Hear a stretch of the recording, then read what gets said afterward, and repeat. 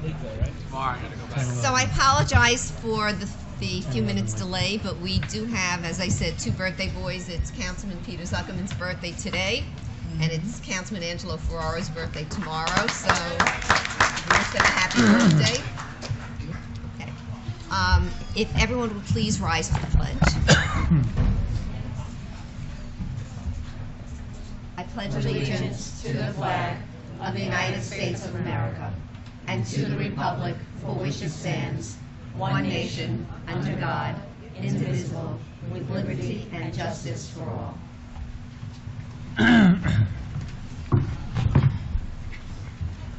Thank you. Mr. Wink, if you'd please call the meeting to order. Town of North Hempstead Board Meeting, Tuesday, July 18th, 2017. Councilwoman DeGiorgio. Here. Councilman Ferrara. Here. Councilwoman Kaplan. Here. Councilwoman Russell. Here. Councilwoman Seaman. Here. Councilman Zuckerman. Here. Supervisor Bosworth. Here. So following our town board procedure, we will start the meeting with 30 minutes of public comment on any matter that is not on the agenda.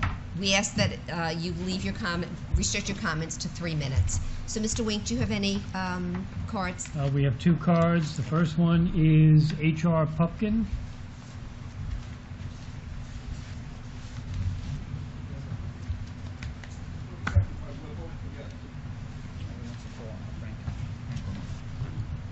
Okay, and Alan Franklin. Do you want to come up together, or is that? Good evening, Good evening. Supervisor Bosworth and the town team. Okay, I want to share experiences that I've had with landscapers. Landscaper arrives, and immediately a worker fires up the gas-powered blower. Immediately, before they start cutting the grass. This is my neighbor on both sides. Trying to figure out why this machine is just screaming through the neighborhood for a prolonged period of time. Okay, so I go out and I say, excuse me, but I have my windows open and I can smell it. You're filling my house with fumes. Well, he tells me that he's got to blow all the debris off his account, the house he's doing, or he's going to lose the account. That's his response to me. I got to make a living. He's poisoning me. I don't have bad central air. My windows are open all the time in summertime. I tell him that, are you aware? I ask him if he's fully aware of the health hazards. He tells me, yes, I am aware. So the landscapers will not protect themselves or their workers or have any consideration for residents, then it's government's job to regulate. It's like a free-for-all out there now. This business has exploded. It's beyond tolerance anymore. Effective August 1st, Irvington, New York, the latest community to ban blowers between June 1st and Judy, you know, I do. You know more than I know. I don't know about that, but. I'm going to share a recent flyer that I'll describe as the present status of gas leaf blowers, gas-powered leaf blowers versus the residents. Approved. The use of a polluting tool sold today and used in residential communities. That's approved because they're out there. The most deafening tool used in residential communities, gas-powered leaf blowers. Approved. The use of a tool known to be a health hazard and quality of life issue. This is known. It's approved. It's out there. Okay, denied. Please, can I breathe clean air for myself and for those with asthma and other respiratory diseases? Denied. That's the present status. Please, can I open my windows without gas-powered blowers exhaust filling my house with deadly fumes? Denied. It happened the other day. It happened today. Can I work from my home and be able to concentrate? Denied. Please, can I take a peaceful walk in my neighborhood without gas leak blowers screaming? Denied. Please, can I enjoy my home during retirement? I worked hard to reach this point. It's denied. Mr. Franklin, I'm going to ask you to wrap up your comments, please. Excuse me?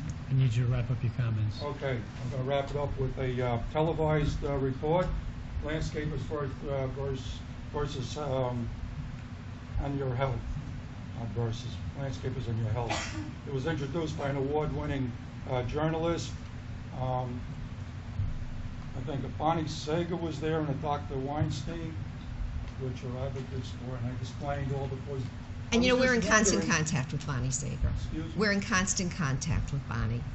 Okay, but you're not in constant contact with me because I have to come here and tell you what I'm going through. And I respectfully appreciate the opportunity to give you the front lines situation that I'm facing as a retiree who wants to enjoy my house at this point in my life. Mike, did you want to answer? I'll just add a little bit, not as much as you, but the same thing. I'm living in this town 42 years. When I first moved here, myself and almost all my neighbors did their own lawns. Gardeners were and still are small businessmen. Nobody wants to put small businessmen out of business. But small businessmen equipment are getting bigger, louder, and the carcinogens are getting worse and worse.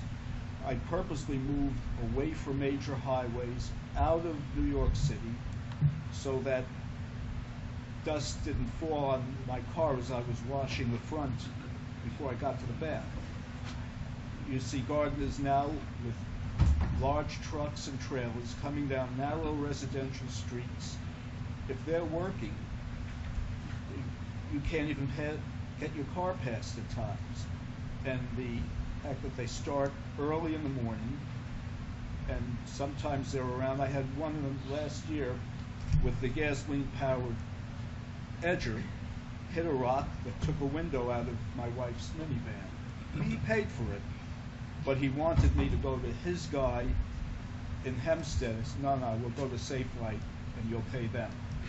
But it's getting to a point that it does need some sort of restrictions on size of vehicles, on the amount of equipment, and you shouldn't be running the equipment when you're not using it just because you don't want to yank that cord a second time. So I'll just end on that. okay, so I'd like to tell you, Angelo, Peter, myself, who else? Wayne. Lee and Wayne. We went to Clark Gardens, and remember I told you we were piloting these Right. battery-operated leaf blowers and hedges.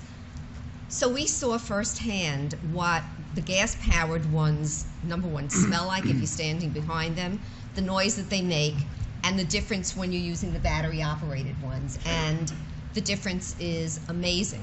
And the ones that we were able to purchase, because we didn't just run and buy them, we actually did a lot of legwork in terms of making sure that we were buying ones that could hold a charge, and these do.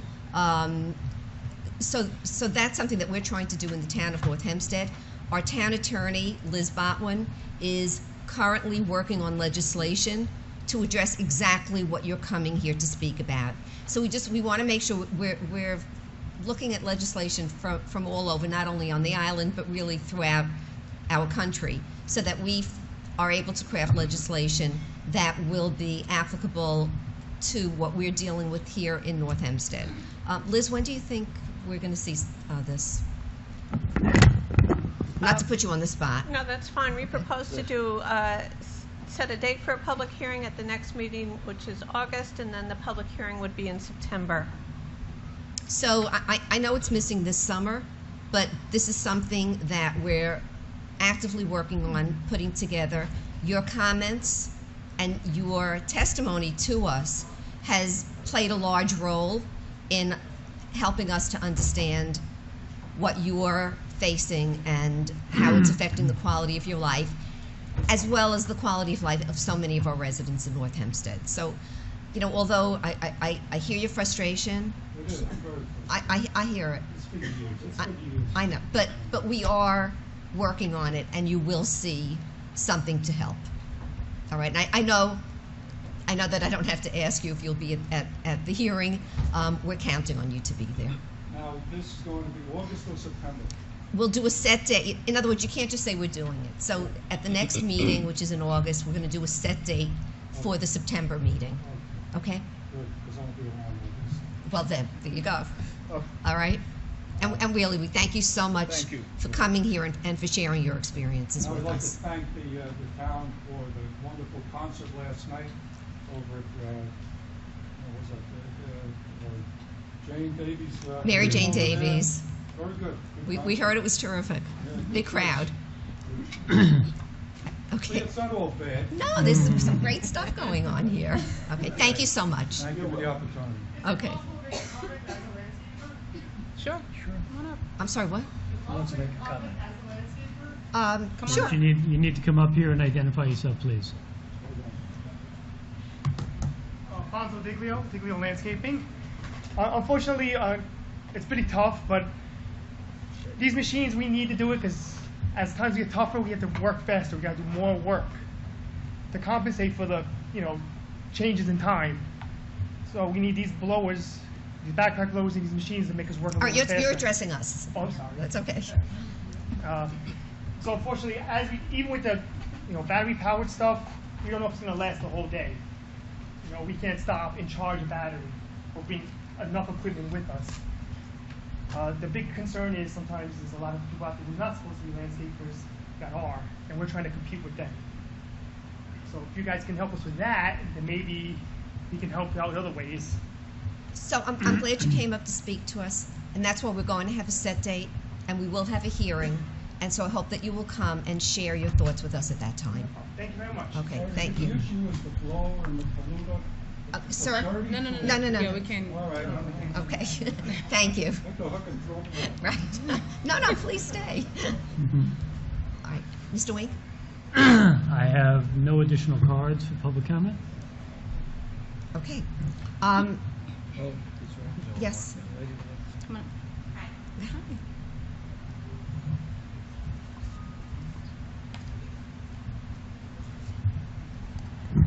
Hi, Krista Biggin, Carl Place, also on the Carl Place Civic Association. I do have something that's on the agenda, but I'll save that for later. Good. I have two other things that I do need to bring up.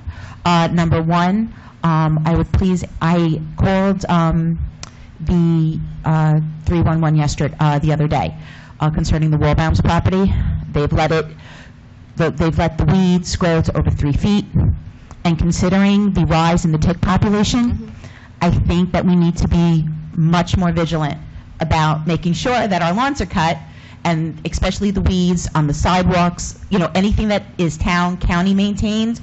I know that I'm now fighting with the county about cleaning up the sumps. They're in complete disarray in Carl Place. They haven't been taken care of in years.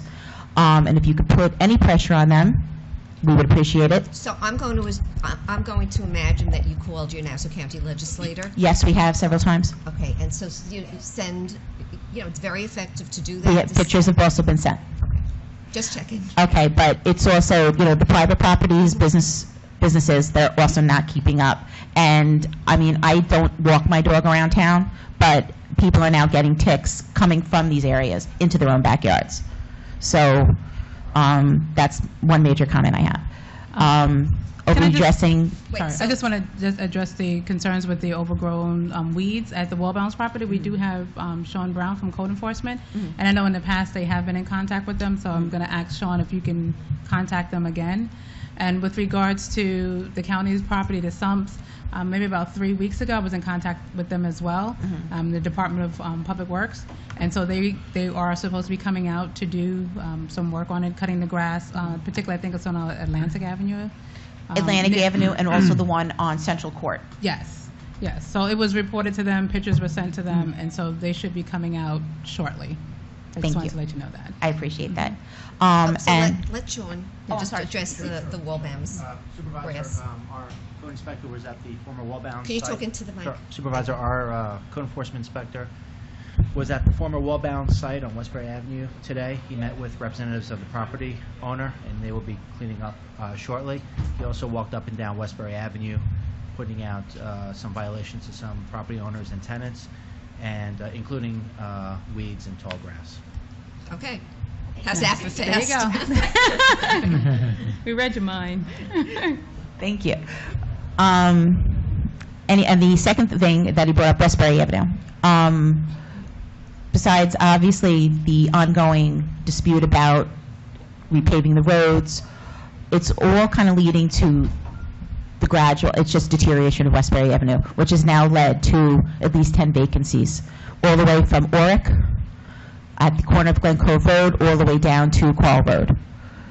We have several business people frustrated with building codes, lack of being able to get permits, and finally they're just throwing up their hands and they're leaving after 30 years. And we're sad to see these businesses go. Now that we have the number of sale signs on Westbury Avenue, it's really beginning to look like a blighted town. So you're saying they're having difficulty getting permits to do work in their stores? As far as in the past, this is what they're telling me. Okay, because any time that there's a problem, people contact us, and our building department is very responsive. And so if you can give us specific, you know, it's one thing for someone to say this happened in the past, Right. and it's another thing for say someone in to the say present. this is happening currently. What happened in the past, you know, happened in the past, but currently, if there's anything with a building permit, we have an applicant advocate who will walk people through it. Our building commissioner is, you know, always happy to speak with people. If they email us, there's an immediate response. So, you know, that's one thing. I'm sorry, Viviana, do you want to? So with regards to Westbury Avenue, I've been in contact with Legislator Schaefer. We've spoken many times over the past couple of weeks. And so the county is going to be repaving Westbury Avenue in the fall. Yes. So there isn't any dispute over whether it's going to get done or not. It is going to be done in the fall, according to her office. Okay, but there's no, as far as streetscaping going to be done, it's just the paving. Well, right now, the county is responsible, as you know, for the road bed, and so they are going to be paving the road. With regards to beautification of Westbury Avenue, is that what you're referring to? Or? Well, I guess that none of the beautification could be done unless, of course, the sidewalks were done, and you know that's why the Civic Association kind of has held back on trying to, you know, do anything, because if they're going to be redoing it, it's a waste of money. Right. So that's also the county's responsibility, the sidewalks. So that's a question that we can pose to the county if you'd like. But with regards to beautification of Westbury Avenue, in our budget last year, 2 years ago, we set aside $200,000 just for Westbury Avenue, and that money is being held until we hear from the community what they want to do with the money. Okay. All right. Thank you. You're welcome. I've received one additional card, John Stackham.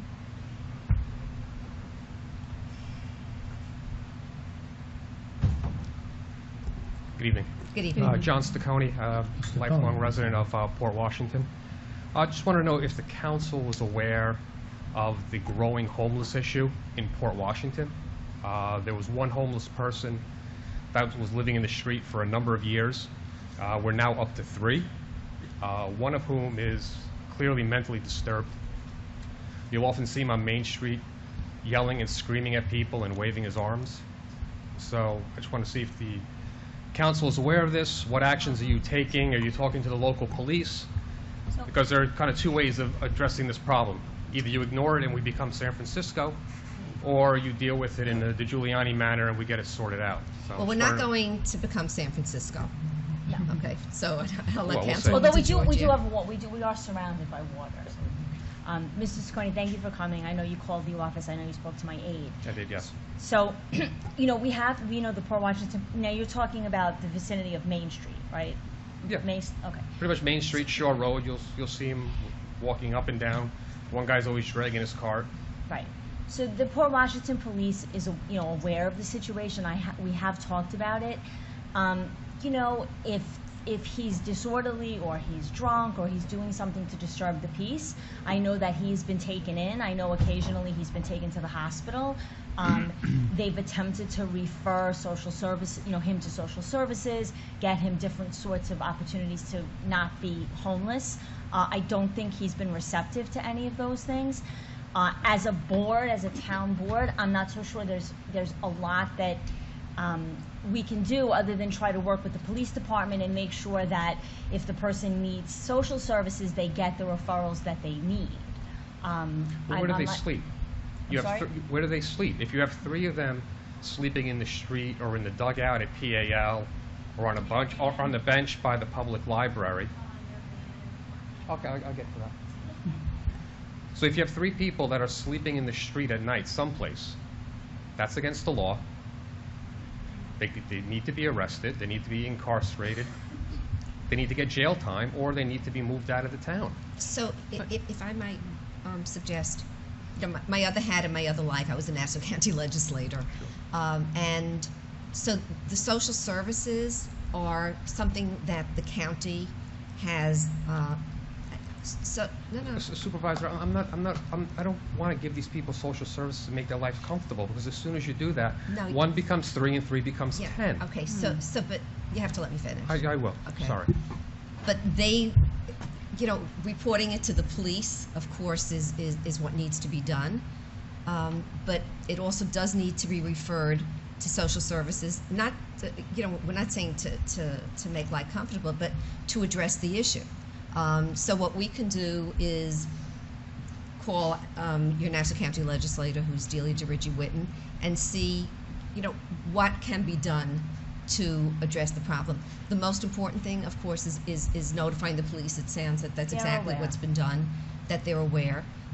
It's not going to all of a sudden be fixed, but we need to look at different ways of approaching it, so that we are able to come up with some strategies to address Well, I it. think you have to take this a lot more seriously, because we have really some quality of life issues that are overtaking us in this area. And I've lived here my whole life. We now have a family that lives in a van in front of Burger King in the Stop and Shop shopping center. They live in the van. So we now have homeless people on the street, families living in vans. The traffic's horrendous. You have to dodge potholes because it doesn't, it takes forever to get something fixed. I call 311 to have potholes fixed near my block. They come, they fill half of them, and then they go away. So, I mean, we have real quality of life issues that are overtaking our area here. And these are the type of things, I've seen them in other cities, that if you don't get out in front of them quickly, they accumulate and they get away from you. So I hear, and please believe we're taking this seriously. Mr. Sconey, I will reach back out to the police department. I know that they're aware of the individuals that you're referring to. The van situation is something that seems pretty recent. So No, it's been there for a while. It's how not. long do you think it's been there? Oh, it's, I'd say, you're around more than I am. 6 All right, months so at we least? need to, do you want to, So, Chris, Do you we wanna have come your up contact No, information. it's all right, it's my wife. We have your contact information. yeah. Right, Chris, you have his contact information. I will reach out to the police department. I will speak to the chief and ask him, if there's anything else that we can potentially do to try to address the situation. In particular, the van situation. And we'll get back to you. I will call you back and tell you what he said. Because look, you have a lot of young kids that are walking up and down Main Street on a daily basis, right? I shouldn't have to be concerned as a parent that they're going to come and cross a homeless person who may be mentally disturbed, maybe an alcoholic, and who knows how they're going to react or what they're going to do. Yeah, We have to take care of this before something bad happens. It's certainly upsetting to see people in that condition that obviously need help, and I know that help has been offered to the individual before, but I will speak to the police department and see if there's anything else that we can do to be a little bit more proactive, and I'll let you know what they say. so Councilwoman, if I could suggest that perhaps we could meet internally and see if there are Sure. things Sure. that we can Sure. come up with to help the situation. Have you spoken to the police department about the individuals that you're concerned about? No, I Was there haven't. some sort of an incident that you reported to them or anything? No, but I know that there was an incident a week ago Saturday where I went up to Main Street to go to the Chase Bank by the movie theater, and one of the homeless men was standing in front of the library screaming at people and running out into the street. Now, I know I've heard from others that he was taken in by the police, but I don't know, was held for a little while. I don't know what happened, but then he was back out in the street in a short period of time. Okay. So I'll follow up with them and I'll let you know and I will share with the supervisor. Okay, great. Thanks for your time. Thank you.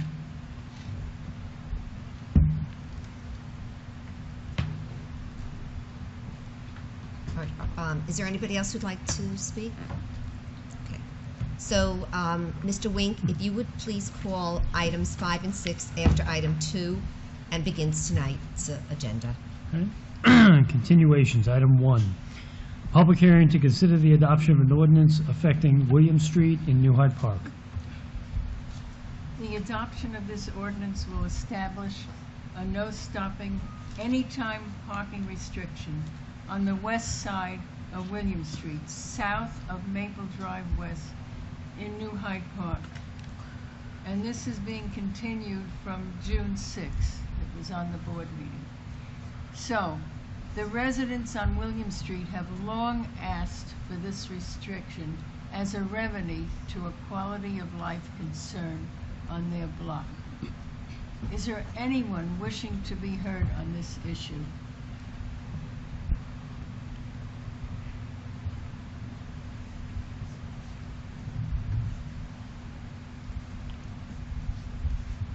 Hi, my name is Paul Netzel. Live on Hilton Avenue, Garden City Park, and this happens to be our residence. We're requesting this, and I just wanted to thank the board for taking this into consideration and again helping us out with this. That's all. Thank you. Thank you. Is there anyone else who would like to be heard on this? So, seeing no one, I close the public hearing, offer the resolution, and I move for its adoption. Councilwoman DeGiorgio? Aye. Councilman Ferrara? Councilwoman Kaplan? Aye. Councilwoman Russell? Aye. Councilwoman Seaman? Aye. Councilman Zuckerman? Aye. Supervisor Boswell? Aye. Public hearings, item 2. A public hearing to consider the application of Hanulim Presbyterian Church, Inc. for site plan review for the premises located at 210-219 Westbury Avenue, Carl Place, and designated on the Nassau County Land and Tax Map as Section 10, Block 6, Lots 69 and 70. I believe we have representation from the applicants here. Yes. Good evening, Supervisor Bosworth, members of the board. Do you want it facing you or? Facing us. There you go. I know it's confusing, but the presentation is to the board. That's fine, not a problem. Andrea Tsoukalis, I'm with the firm of Forcelli, Curto, Deegan, Schwartz, Mineo, and Tirana, 333 Earl Ovington Boulevard, Uniondale, New York. With me today on behalf of the church is Reverend Won J. Kim, spelled W-E-O-N-J-A-E. Mike Kim, Deacon and Project Manager, and Simon Lee, Architect and Engineer. Also with me is Aaron Macte. He's our transportation expert with RMS Engineering. This is an application for site plan approval for proposed new church at the premises. The premises is located on the north side of Westbury Avenue. It has a lot area of 30,100 square feet. It has 350 feet of frontage along Westbury Avenue. It has a rectangular shape, 86 feet deep by 350 feet wide. The existing first floor footprint of the building is 10,781 square feet. The church intends to stay within the existing footprint of the building as depicted on the plans before you. The proposal complies with all setback and lot coverage requirements. We recently obtained variances from the zoning board. We appeared before the board in March and obtained variances for the number of parking stalls required, insufficient stall size, and the elimination of a required landscape buffer. The zoning board at the time had requested that we incorporate a 5-foot buffer, so we did do that. That's depicted on the site plan. And then the planning department then asked us to put in some landscaping. So what we're proposing to put in is some evergreen bushes to be about 2 feet tall to screen any additional lights that may be coming in from vehicles that are parking in the lot. We're also proposing a 6-foot stockade fence in the rear, which will be an additional buffer for the residents. The church is proposing 44 parking stalls. Originally it was 38, we increased it to 44. 28 are proposed in parking lot A and 16 are proposed in parking lot B. As you can see, there's 2 lots on either side of the building. Parking lot A has 2 existing curb cuts, and parking lot B has 1 curb cut that will be maintained. We're not changing anything. I'm sure you're all very familiar with this property. I'm going to give a little bit of background. This was formerly a warehouse and light manufacturing building for Albraco Metals. It's commonly referred to as the Albraco property. Everybody knows it. In 2005, this town board rezoned the premises from Industrial B to Business B, and that was done to encourage redevelopment of the property. Before that, it was zoned Industrial B for about 50 years to accommodate a manufacturer and supplier of U.S. military during World War II. It was the only industrial use in this area. The site has been abandoned. I believe it's 30 years now, and it's in a dilapidated state. If you've ever driven by there, you could see it needs work. It's a blighted site.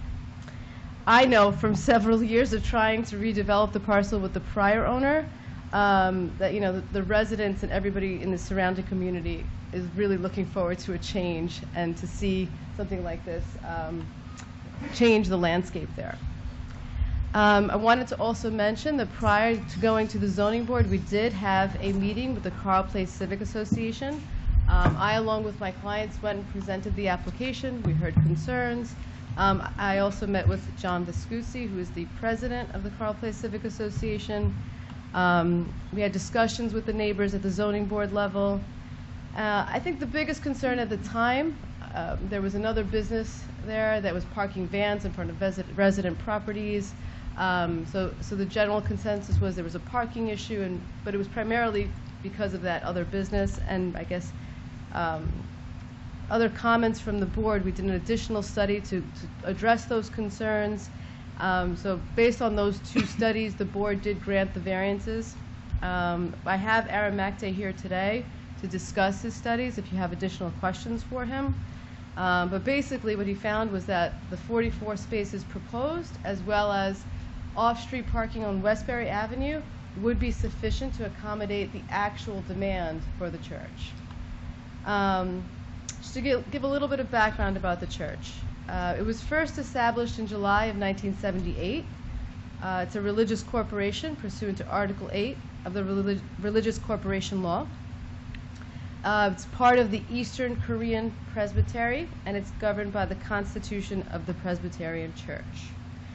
Reverend Kim has been a pastor for over 20 years. He's obviously well respected, well known in his community. The church purchased this property in December of 2015. So it's been a while. They've been trying to develop this property for some time, and they're anxious to redevelop it. I'll go into the uses a little bit if you want me to. Do you want to? Okay. Vivian? There's 1 primary use and 2 ancillary uses at the site. So we have Sunday morning mass being the primary, and then there's a Korean church and Wednesday night service being the 2 ancillary uses. The church will hold 2 Sunday morning masses, 1 at 9 a.m. and 1 at 11 a.m. At this time, the 9 a.m. service is attended on average between 10 and 15 people. The 11 a.m. service is attended currently by, on average, 90 to 100 people. And this includes children and elderly. They're going to all be coming coming together in one vehicle as a family unit. It's not like each person is coming in a separate car. The Mass will be held in the main sanctuary for the adult congregants. If you notice, there's some smaller sanctuaries. I think they're referred to as sanctuaries A and B. Those will be for the children, and then they separate into age-appropriate groups for Sunday school. The total number of congregants at this time is 150, which includes, again, children.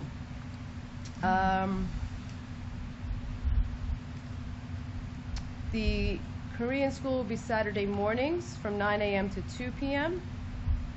Currently, they have 28 children attending the school, kindergarten through 8th grade, plus 7 volunteer teachers. And the school focuses on Korean culture, history, and language. And then the service on Wednesday evening is from 8 to 9 p.m., which currently has 30 to 40 attendees. The church currently leases space in Bayside, Queens. Their lease is actually up this December. They pay $5,000 a month to be there. So they're obviously, anxious to move this along and get their approval so that they can move in.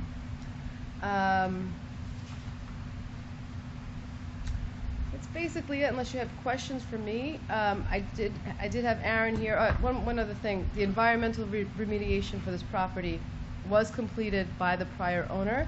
I have provided to the planning department letters from the Department of Health and a restrictive covenant that was recorded in the county clerk's office, which shows a specific section in the back, which was capped, that we're not allowed to disturb.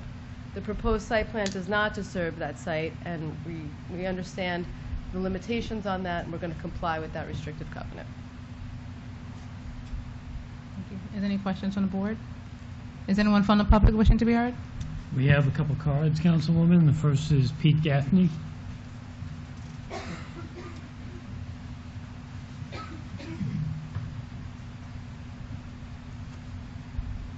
My name is Pete Gaffney. I reside Westbury, Carl Place area. Good evening and happy summer, board.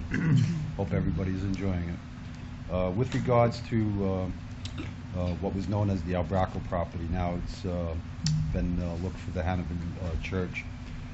One thing I had requested at the original board zoning hearing back in January was a request in writing for the remediation of the asbestos, lead, and hazardous materials for the inside of the property.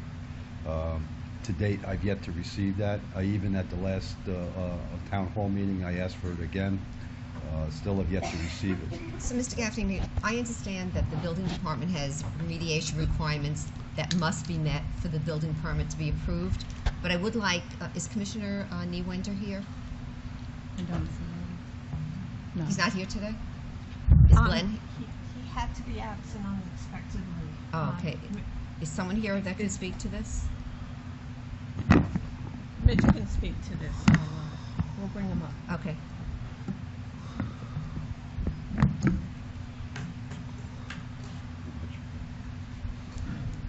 Good evening, Mitch Pitnick, Chief Deputy Town Attorney.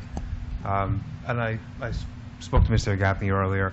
I did have conversations with the building department, with John Newinder and Glenn Nugent, and it's my understanding that as part of the process, if the board were to approve the application, then as part of the building department permit process, there would be requirements that would need to be provided by the applicant to the building department regarding asbestos, lead paint, and other requirements for the interior of the property.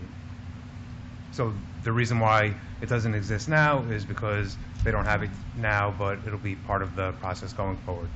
Yeah, it was never done. It was never done. The whole focus, I did FOIL request on this property. It's this big. The only thing that everybody focused in on was on the Mercury, to the point where it even drifted off onto two backyard properties. One was remediated, the other one, that resident totally ignored it, so I'm assuming that Mercury's still there. But So that's besides the point. No, but That's fine. Yes. You can work with the building requirements. Okay, good. What I do want to point out that New York State has an environmental compliance handbook that's updated July 2017 with regards to lead-based paint, asbestos, and other materials. So I'm hoping that that's what the building commissioner is going to be using as a guideline. Because people need to be evaluated and all that kind of stuff. That's one thing. The other thing is, people brought up the parking and stuff, and a lot of things are going on in Westbury. I mean, they mentioned about the 10 spaces. It's actually up to now 14. That there are 14 empty buildings, or soon to be, and there's 2 buildings for sale that are in the area. So it's blighted. Obviously, having Westbury Avenue repaved is going to be a wonderful thing. Mm-hmm. But now, with this, there's also going to be a big issue in terms of parking. One of the things I found out from the last legislative meeting was that Socolow and Stern, which is at 179 Westbury Avenue, graciously has given the church half their spaces. They have a total of 19 spaces, and 1 is a handicap space. So, it's going to be 9 spaces that they're going to get. But the problem is that at 185 Westbury Avenue is 3 entertainment businesses. Okay, their high volume work is on the weekends. It coincides, and also they do some business during the week and even on a Wednesday. So I mean, Body Rock Entertainment, which a lot of people have, spoke about their trucks and whatnot. They have literally 3 camper vans that are 20-foot long. They also have 2 other regular panel vans, and they have a Hummer also. They've been in business 27 years. They've got 9 employees. Ovation Event Planning is in business for 14 years. They got a couple of employees. And Silver Screen Videography has been there for 7 years. They have 1 employee. Stern and Sokolow, or Sokolow Stern, they have approximately about 20 employees. They're not always going to be there, obviously, on the weekends, I understand, but they're going to take some of it. So the idea of letting them have that parking area is foolish. Where are all these people going to be parking? Not only that, Body Rock Entertainment, the building is really right attached, almost physically attached, right butted up against 179. There's a driveway there that they have. That's where they store their goods, and they have to change the stuff. That's right near where that exit is on the, I guess, the B side of the actual plan that's over there. It's going to create enormous problems. That's the reason why I wrote a letter. First, I had placed a couple of phone calls and then sent a few emails to ask about the parking issues that are going to be there. Because A, with the road being paved, plus all of this other construction that's going on, there's going to be no parking there. Residents are going to have cars parked all over the place, from the employees, from the trucks, and everything like that. In addition, with the roadway being repaved, you're going to see speeding like you wouldn't believe. I mean, they repaved, the county repaved the other side of Westbury Avenue going into Mineola. Anybody, go over there, during rush hour. You're going to see the people doing 40, 50 miles an hour. It's written in the streets, 30 miles an hour. This area is a curved section. Over the years, there's been a few accidents. Mr. Gaffney, I'm going to ask you to wrap up your comments. But anyway, that's just my point that's on that. And I've been straightforward with everybody. I even called the attorney just to give them a heads up and that kind of stuff, and that's why I did it before. So hopefully, we can come to some sort of sensible resolution. All right? Thank you. Thank you. Excuse me, Mr. Thank you, Mr. Callis, Gaffney. do you want to wait to hear everyone's testimony before you address? Okay. Next card I have is Kristen Biggin. You said you would be back. I'm back. Hi, I'm actually speaking on behalf of John Viscusi. He's taking his annual family vacation this week, so I'm reading from my phone. Dear members of the Town of North Hempstead Council and members of the Hellenian Presbyterian Church, my apologies for not being able to attend, but I just want to make a few comments for the record. As previously discussed in several conversations, the residents that live around the proposed church on Roslyn Avenue and on Broadway are deeply concerned about the potential issues of parking. We are also very concerned about the safety of church pedestrians and community residents along Westbury Avenue in this particular area, which is known to have several accidents over the past few years due to the design flaws and excessive speed that automobiles are traveling. I would hope that both the Town of North Hempstead and the Nassau County DPW will further address these issues if this vote comes to pass. I will also recommend to the Town Board that the parking regulations in front of 179 and 185 Westbury Avenue remain in effect so that traffic can flow in a more concise manner and will not impede on the sight line looking east on Westbury Avenue off of Jamaica Boulevard. We hope that if this church becomes part of our community, it will serve as a catalyst for further revitalization of Westbury Avenue on the west end leading up to the center of town. As many of you know, this building has been an eyesore and a blight in our community for over 30 years. And even though there have been several proposals for development on this property, this church has now become the latest and possibly the less obtrusive of all plans. I want to thank the members of the church for coming to our civic meeting and reaching out to our community a few months back, and we wish them all the best. John Viscusi, President of the Carl Place Civic Association. Thank you. I have no other cards.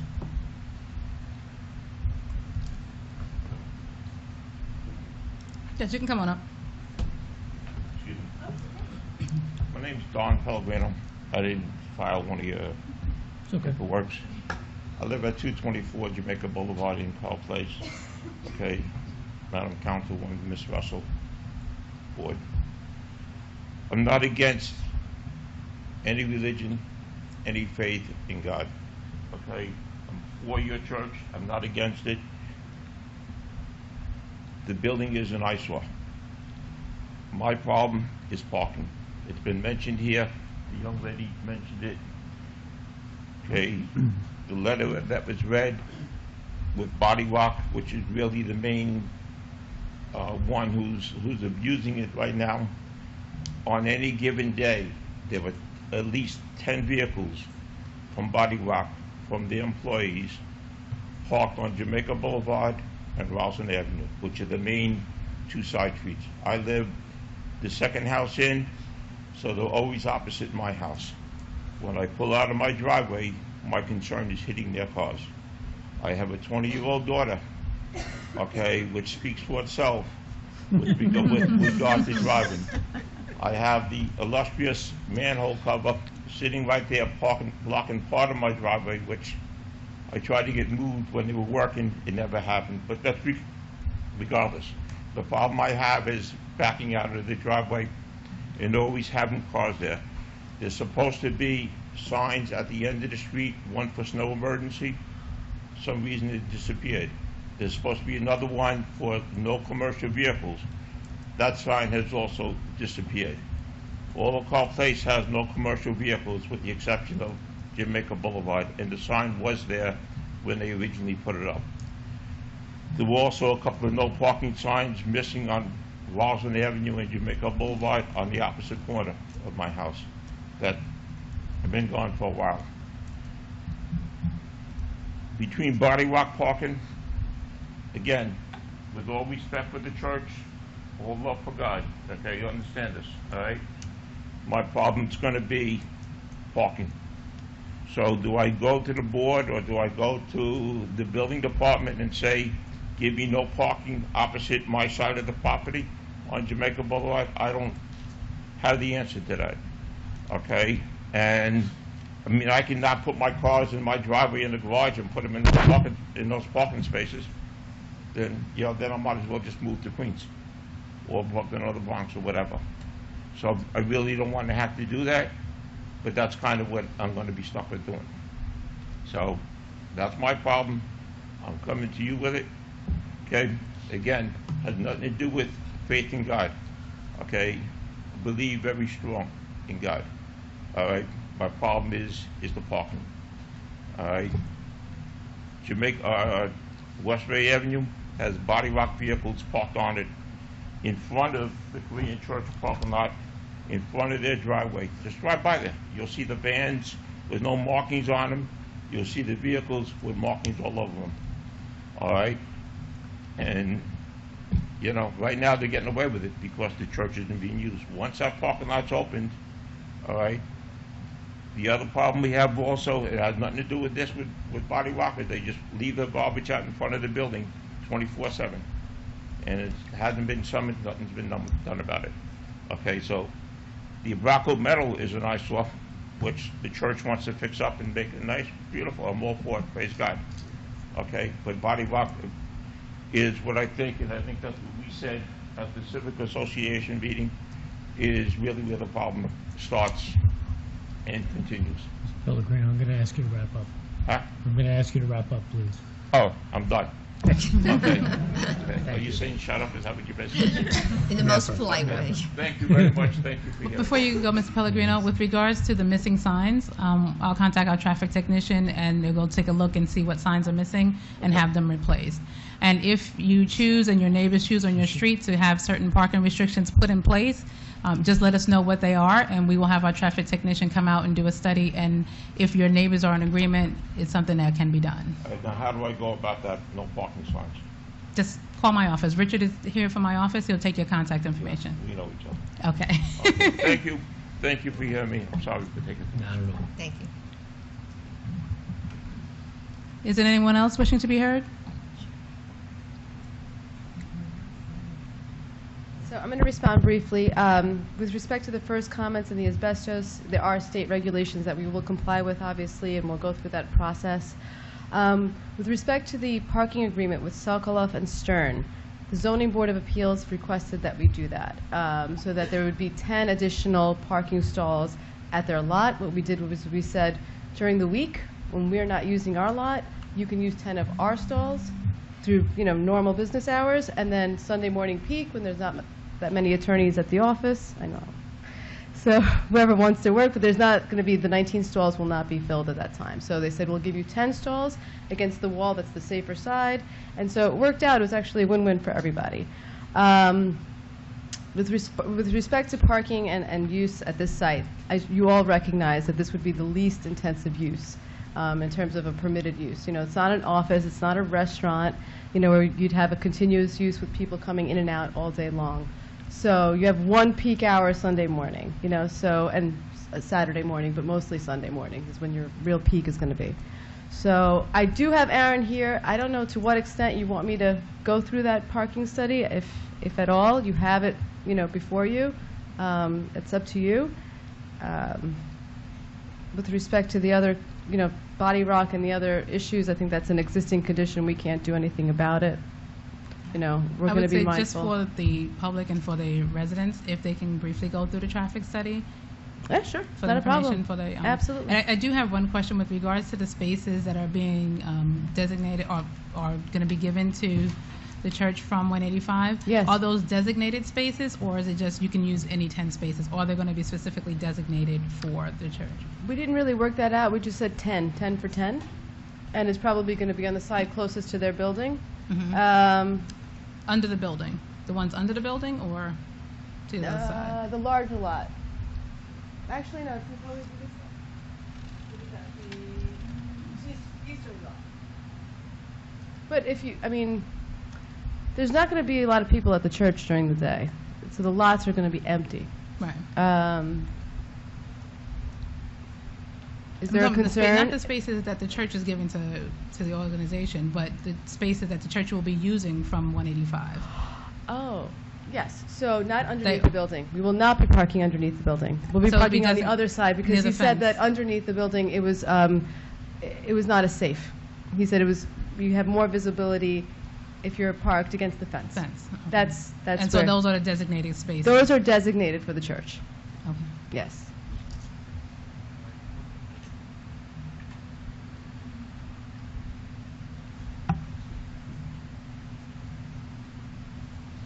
Just so you know, on the opposite side of that parking lot, that happens to be a shared driveway with Body Rock, there's 9 spaces, so it's not 10. And, I mean, I've taken I took a picture on 2 Sundays ago, just of the property, just to kind of give you an idea. I don't know if this will help, just to kind of give you an understanding. It's kind of tough to see. I know if I can pass it. Do you want to email this, and then I can forward it to the town board? Yeah, I'll do that, and also,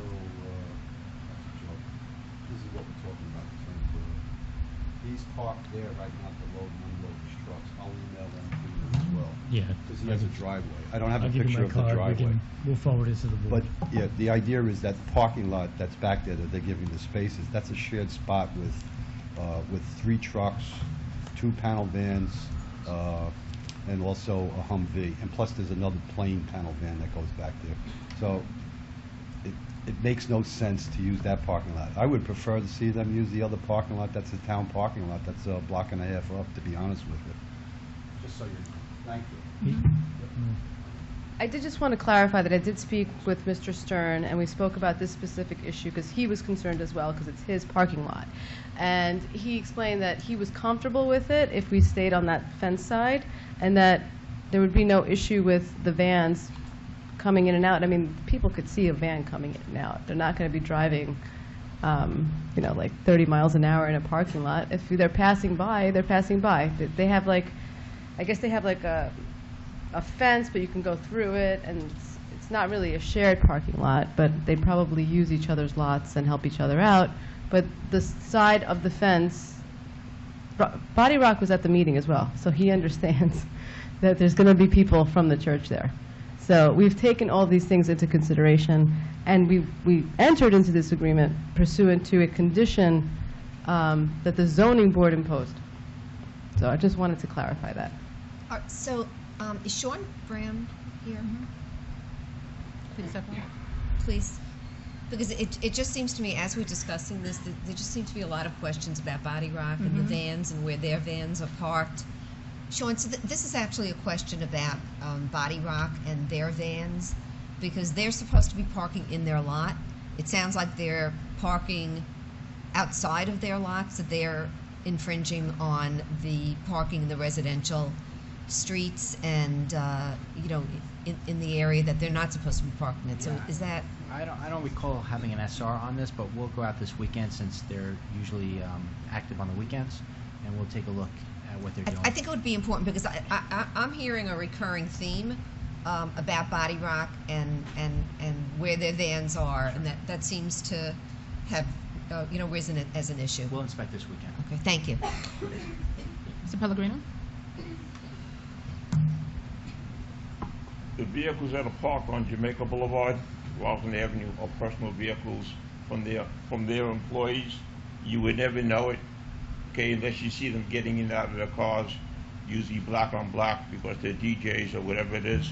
The vehicles parked on Westbury Avenue are the vans, either plain wrap vans or vehicles with lettering all over them. Okay, but the ones on Jamaica and Roslyn, you would never know, but that's where they came. They're all their vehicles. Okay, thank you for clarifying that.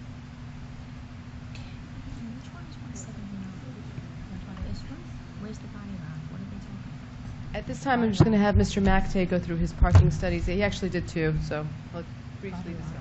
Quick correction, I actually did 3. Aaron McTay, representing RMS Engineering, offices at 355 New York Avenue, Huntington, New York. So we prepared the parking analysis as well as the traffic analysis for the site that is before you. In doing so, we actually went out on 3 separate occasions, mostly at the request of the zoning board, who just requested some more information regarding like specific times, specific operation of traffic. So the first time we went out there, I believe, was October of 2016. August of 2016. We were back out there in October of 2016, and then we were out there the 3rd time in January of 2017. And at all times, we were taking note of the amount of parking activity that was occurring in the area, focusing on Westbury Avenue and on the residential neighborhood to the north of the site. Later on, during the January observations, we also focused on the residential area to the south of the site. And what we saw every time was that along Westbury Avenue, there was a very large amount of parking that's available in the area on Sunday mornings, which is the only time that the use that we're sort of considering is going to generate significant activity, obviously, because that's the period of congregation. During those times, the activity on Westbury Avenue is almost limited to just the Body Rock cars. So I can actually kind of clear it up that 7 to 8 vehicles or 5 to 7 vehicles, somewhere in that range, are associated with Body Rock parked on Westbury Avenue on Sunday mornings when we did our observations, every single time. So in August, in October, and in later in January. Otherwise, there's about, even accounting for those, there's probably a capacity for about 40 parked vehicles in the areas that we studied just on Westbury Avenue. So not even going into the residential neighborhood. There's a lot of parking available on Westbury Avenue.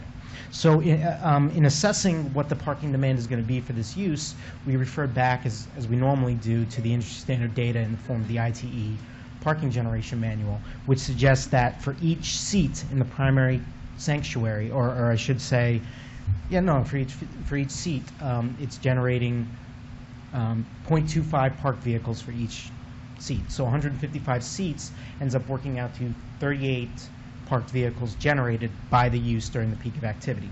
It's understood generally that a congregation, it's a family affair. You're not generally going as just a single person. You're going with multiple people that are occupying those seats, and as a result, one parked vehicle is bringing multiple occupants to the site, which kind of reduces the parking demand from just a straight, 155 seats. If they're all filled, that's going to be 155 people. It just doesn't work that way.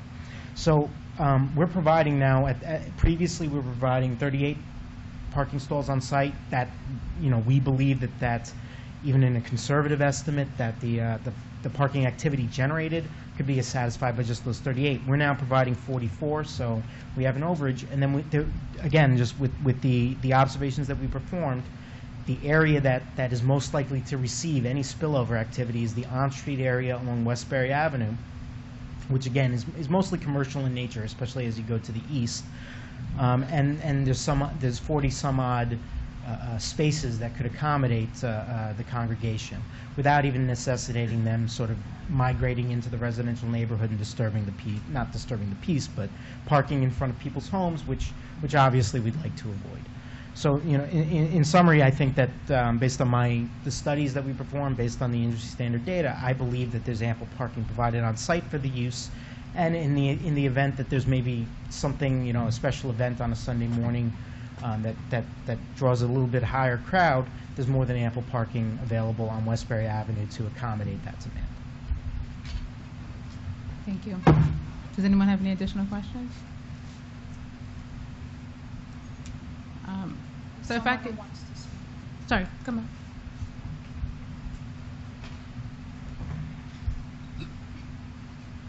Hi, my name is Rick Markovecchio. I'm a resident of Westbury.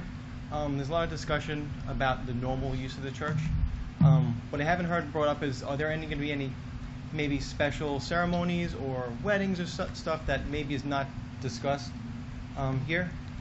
Also, will there be the opportunity for this church to rent out their space at other times to maybe generate revenue? I know a lot of churches do that, so haven't heard that discussed. So.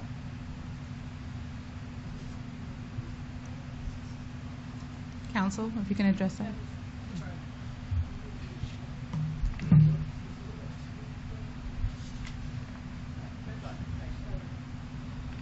So they will be having weddings and baptisms for congregants. They're not going to be renting out the space to anybody. So if they have a wedding, is there a catering? There's no catering on site. They would just perform the ceremony there. Just the ceremony. Right. That's just maybe a concern for additional parking. There's going to be a heavy volume, I guess, and when those are going to happen. Would there be an opportunity to restrict whether this church can rent out the space for revenue generating? Because you never know what may happen down the road if they do rent the space out to a large crowd. It's definitely a concern for parking and traffic in the area. Okay, what the zoning board actually did when they rendered the decision on the parking variance was limit the occupancy of the building such that the building can't be used for its full capacity. So it's actually, excuse me, in the published resolution that if the sanctuary is in use, then your general purpose rooms can't be used at the same time. So it's a way of trying to manage the demand because they know that the parking is short. Thank you very much. Mr. Gaffney?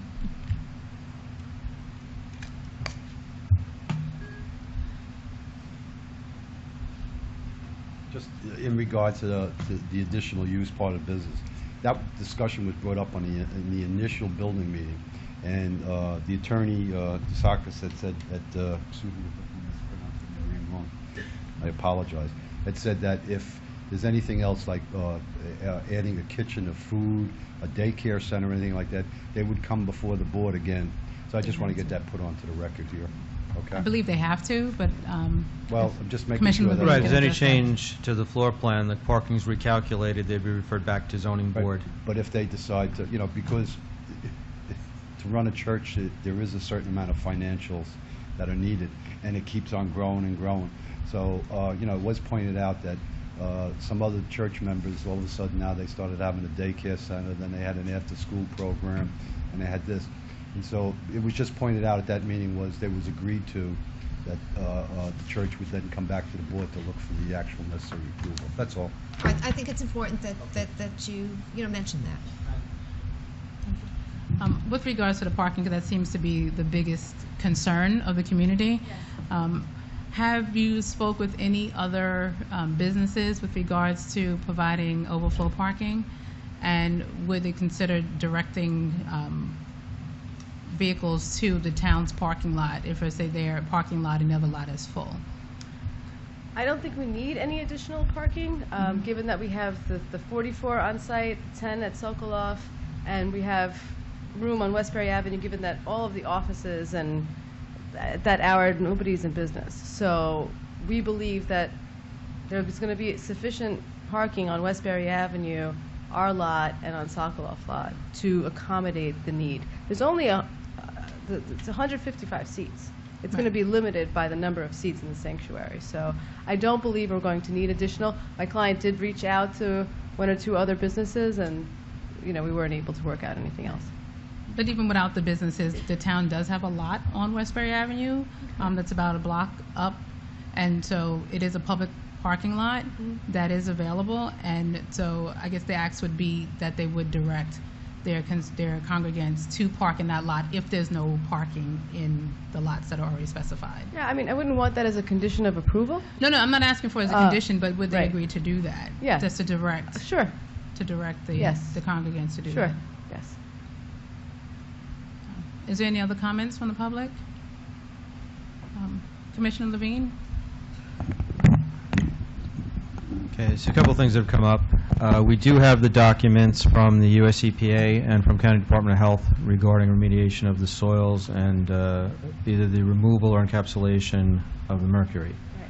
It was not an oversight on their part not to include the asbestos and the lead paint because it's simply not part of the jurisdiction. It is part of our building department's jurisdiction. It's a more common situation that we run into with older buildings. Right.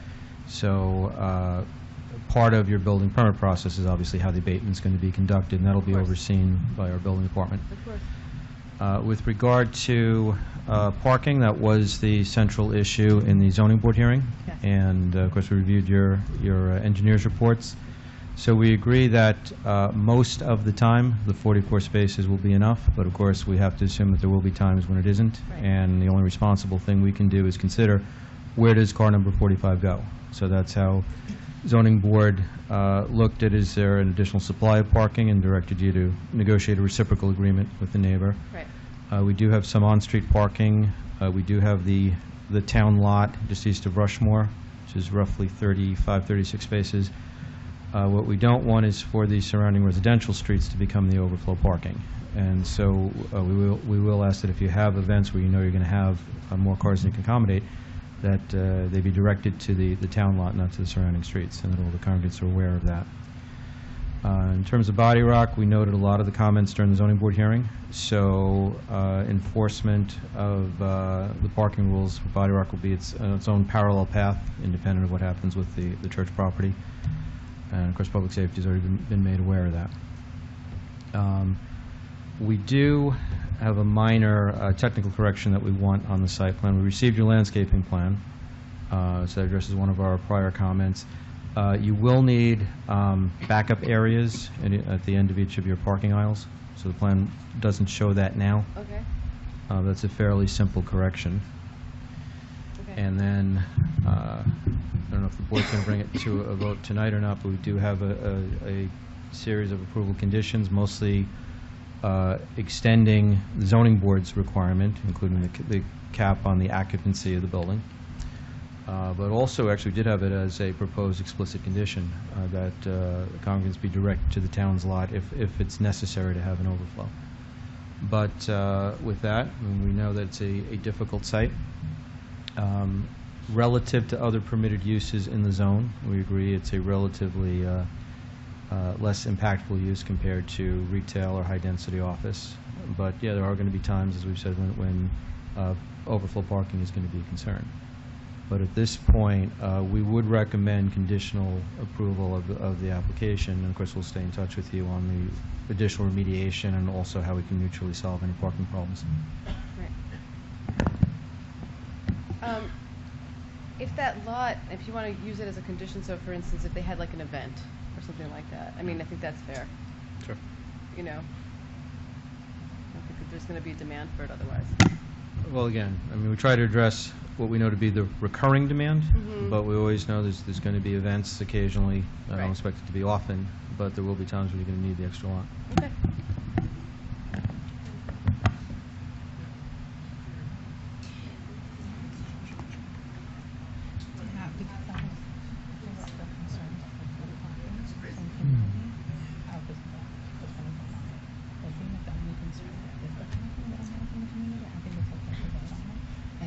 They understand that. They're fine with that.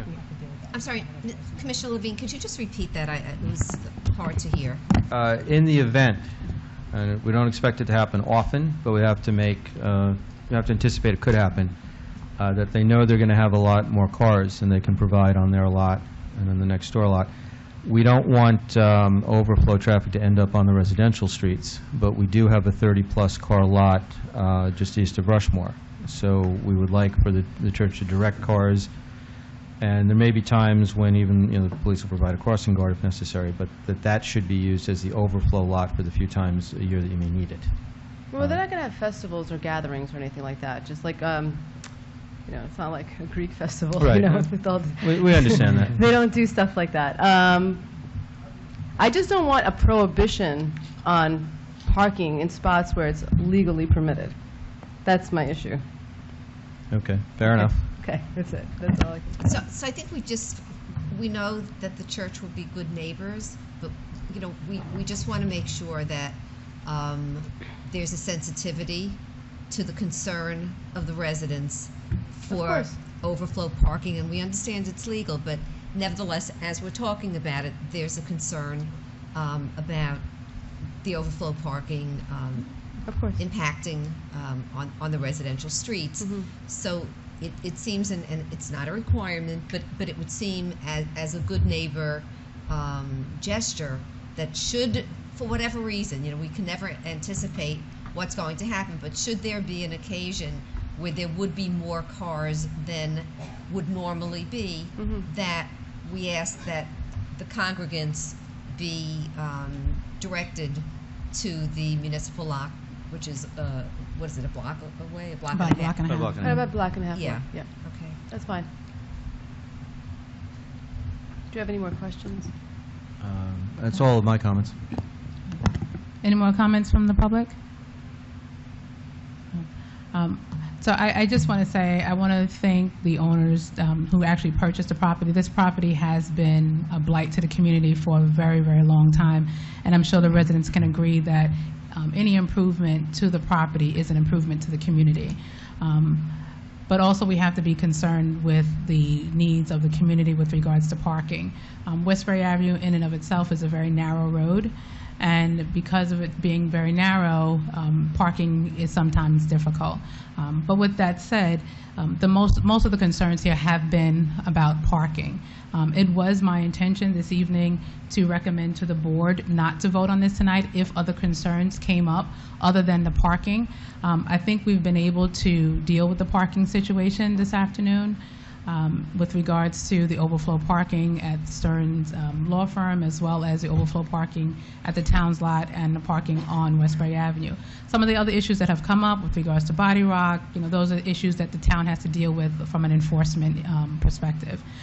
So it is going to be my recommendation to the board that we do move forward and vote on this tonight. But I do want to stress to the owners of the property that this community has been living with this property in this body condition for a very, very long time. And although we appreciate someone coming in and wanting to make it better, we're hoping and looking forward to having good neighbors in the community. And so with that said, I'd like to close the public hearing, offer the resolution, and move for its adoption. Councilwoman DeGiorgio? Aye. Councilman Ferrara? Aye. Councilwoman Kaplan? Councilwoman Russell? Aye. Councilwoman Seaman? Aye. Councilman Zuckerman? Aye. Supervisor Bosworth? Say welcome and aye. Thank you so much. Have a good evening. Good evening. Item 5, a public hearing to consider the application of 132F Realty Corp. for a special use permit for the premises located at 1011 Lakeville Road, New Hyde Park, and designated on the Nassau County Land and Tax Map as Section 8, Block 10, lots 40 through 48. So, before Councilwoman Seaman begins, I know that there are many of you who are here tonight in regard to 1011 Lakeville. We've received word today that the County Planning Commission has issued a resolution requesting additional traffic analysis for this project, and so therefore we will not be voting on the item this evening. Clearly, you know, if you're here and you want to speak on this item, we of course want to hear those comments, but the public hearing will be continued to our September 7th meeting. I'm now going to pass this along to Councilwoman Seaman, who has been working hard with the applicant and the community to see that this goes through with every consideration for the surrounding residents. Councilwoman? Thank you. This is very, excuse me. You can go first. Unless. Why don't you sit until she... Oh, I'm sorry. Okay, so I'll go. Okay, this is really very important to me, how the neighbors feel. After all, this station is in a residential area. So my feeling as your council person for the people that are here, that the neighbors, I want the neighbors to be pleased with the outcome of this. So, we had a recent meeting with the residents, which included the planning department to address their concern. The attorney for the applicant and the owner's representatives have been very responsive to the requests and agree to the following recommendations. The hours of operation for the station shall be from 6 a.m. to 10 p.m. daily. All lighting that is not essential for security shall be turned off until 30 minutes prior to opening and must be extinguished 30 minutes after the closing. No overnight parking of vehicles is permitted on this site. No additional businesses may be operated on or from the property other than those specifically authorized herein, nor shall any vehicles associated with an off-site business be allowed to remain parked on the property. All requirements for self-service and convenience store operations found in number 70-203 of the town code are applicable to this application and shall be enforced. Okay, to the attorney, would you?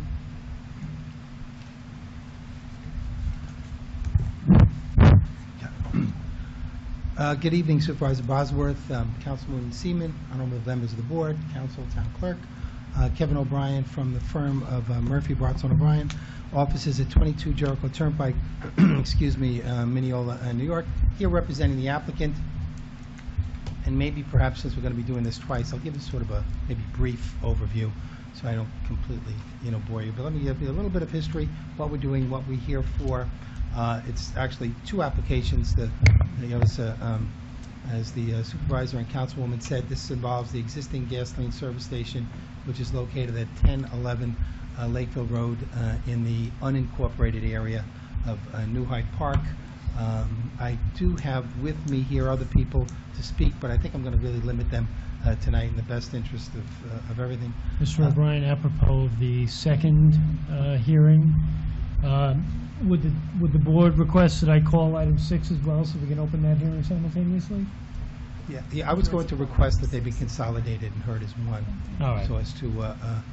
All right, so with that in mind, item 6, the public hearing pursuant to Chapter 29A of the Town Code to consider the application of 132F Realty Corp. for a permit to install 4 underground fuel storage tanks at the premises located at 1011 Lakeville Road, New Hyde Park, New York, and designated on the Nassau County Land and Tax Map as Section 8, Block 10, lots 40 through 48. Thank you. Thank you. As I indicated, and I think maybe I'll just have them for questions, but I just want to introduce for the board and for the public's sake, I do have the owner's representative here as well, Mr. Tom Zelmerfeld. The plans that are before the board that have been submitted to the building department and before the board, they're from B. Thayer Associates. They're the licensed professional engineers. We have James Cosarano here with us tonight to answer any questions in that regard. And we also have Mr. Mike Lynch, who's a licensed real estate expert who's appeared before this board. He may submit a report and perhaps, at least for this evening, just really answer any questions that the board may have. And like I said, I'll just try to quickly sort of synthesize the application, or the two applications that are before the board. The applicant, 132F Realty Corp., is the owner of the property, which is an existing service station, though it's not currently operating. Part of the impetus of the application is the replacement of the underground gasoline storage tanks. And here, as the board is aware, it requires board approval for the replacement of the underground storage tanks. The impetus there is the Nassau County Fire Marshal's Office, which oversees underground gasoline storage tanks, and has requested and required, quite frankly, that underground storage tanks, which at one time used to be steel, then it became fiberglass single wall, now it's double wall. They have transitions jurisdiction, just in case it kind of comes up, to the Nassau County Health Department. So the Fire Marshal's Office really isn't going to be in the underground storage tank business anymore. However, in projects that have been started, I think they're continuing their jurisdiction. So you may hear Health Department, you may hear Fire Marshal, but the requirement is the same, that underground gasoline storage tanks must be double wall fiberglass, and that's what's before the board. It's gone, met all the requirements, has their approval, stamps of approval, so that's one aspect. The other aspect is when you submit a building permit application to the building department to make any changes to a gasoline service station, part of the requirements, and it's set forth in the denial, that that any changes or alterations remain within the jurisdiction of the town board. So, we must, present to the board what kind of alterations are being proposed. Now, unfortunately, I'm just going to be completely honest, the site has had a history, and we've heard the history, and quite frankly, and people may want to believe or not believe what they want to believe, but the town was extremely diligent in dealing with the prior tenant at this particular location. I mean, it was a difficult tenant. The town, was on him. He was in violation of a lot of different things. The town had him in court. We ultimately had to have an eviction proceeding, and after a long, drawn-out process, because the tenant exercised all his legal rights. In this country, we have lots of legal rights, and we're allowed to exercise them. And he did, but ultimately, through the efforts of the town and through some of the efforts of the landlord, through eviction proceedings, he's gone. Place is not operating presently because we need to put in the new tanks, and what happened before, we don't want to happen again. And there was big trucks that were being, so large part of these trucks, this towing company. Not to get into the whole thing, the board I'm sure knows, and I'm sure the interested observers know that. So we're here to make sure that that doesn't happen again. And in one way, what we're looking to do, and if we look at the plan that is before the board, we have the existing building, so we're proposing retaining the existing building in its existing location. And basically, the site itself was devoid of any landscaping. I mean, there really wasn't anything on the site. However, giving a little bit of a history of the site in its current configuration has probably been operating for approximately 57 years. And before that time, there was another service station building that was on there. Not exactly sure how long that was, but it was at least another 20, 25 years. So it has been operating for a long period of time. It's a large site in comparison to service stations within the township, and it's on what would not be considered a side street, but would not be considered Jericho Turnpike. It's Lakeville Road, which is a busy roadway, but you've got mixed residential, you've got the firehouse and the like.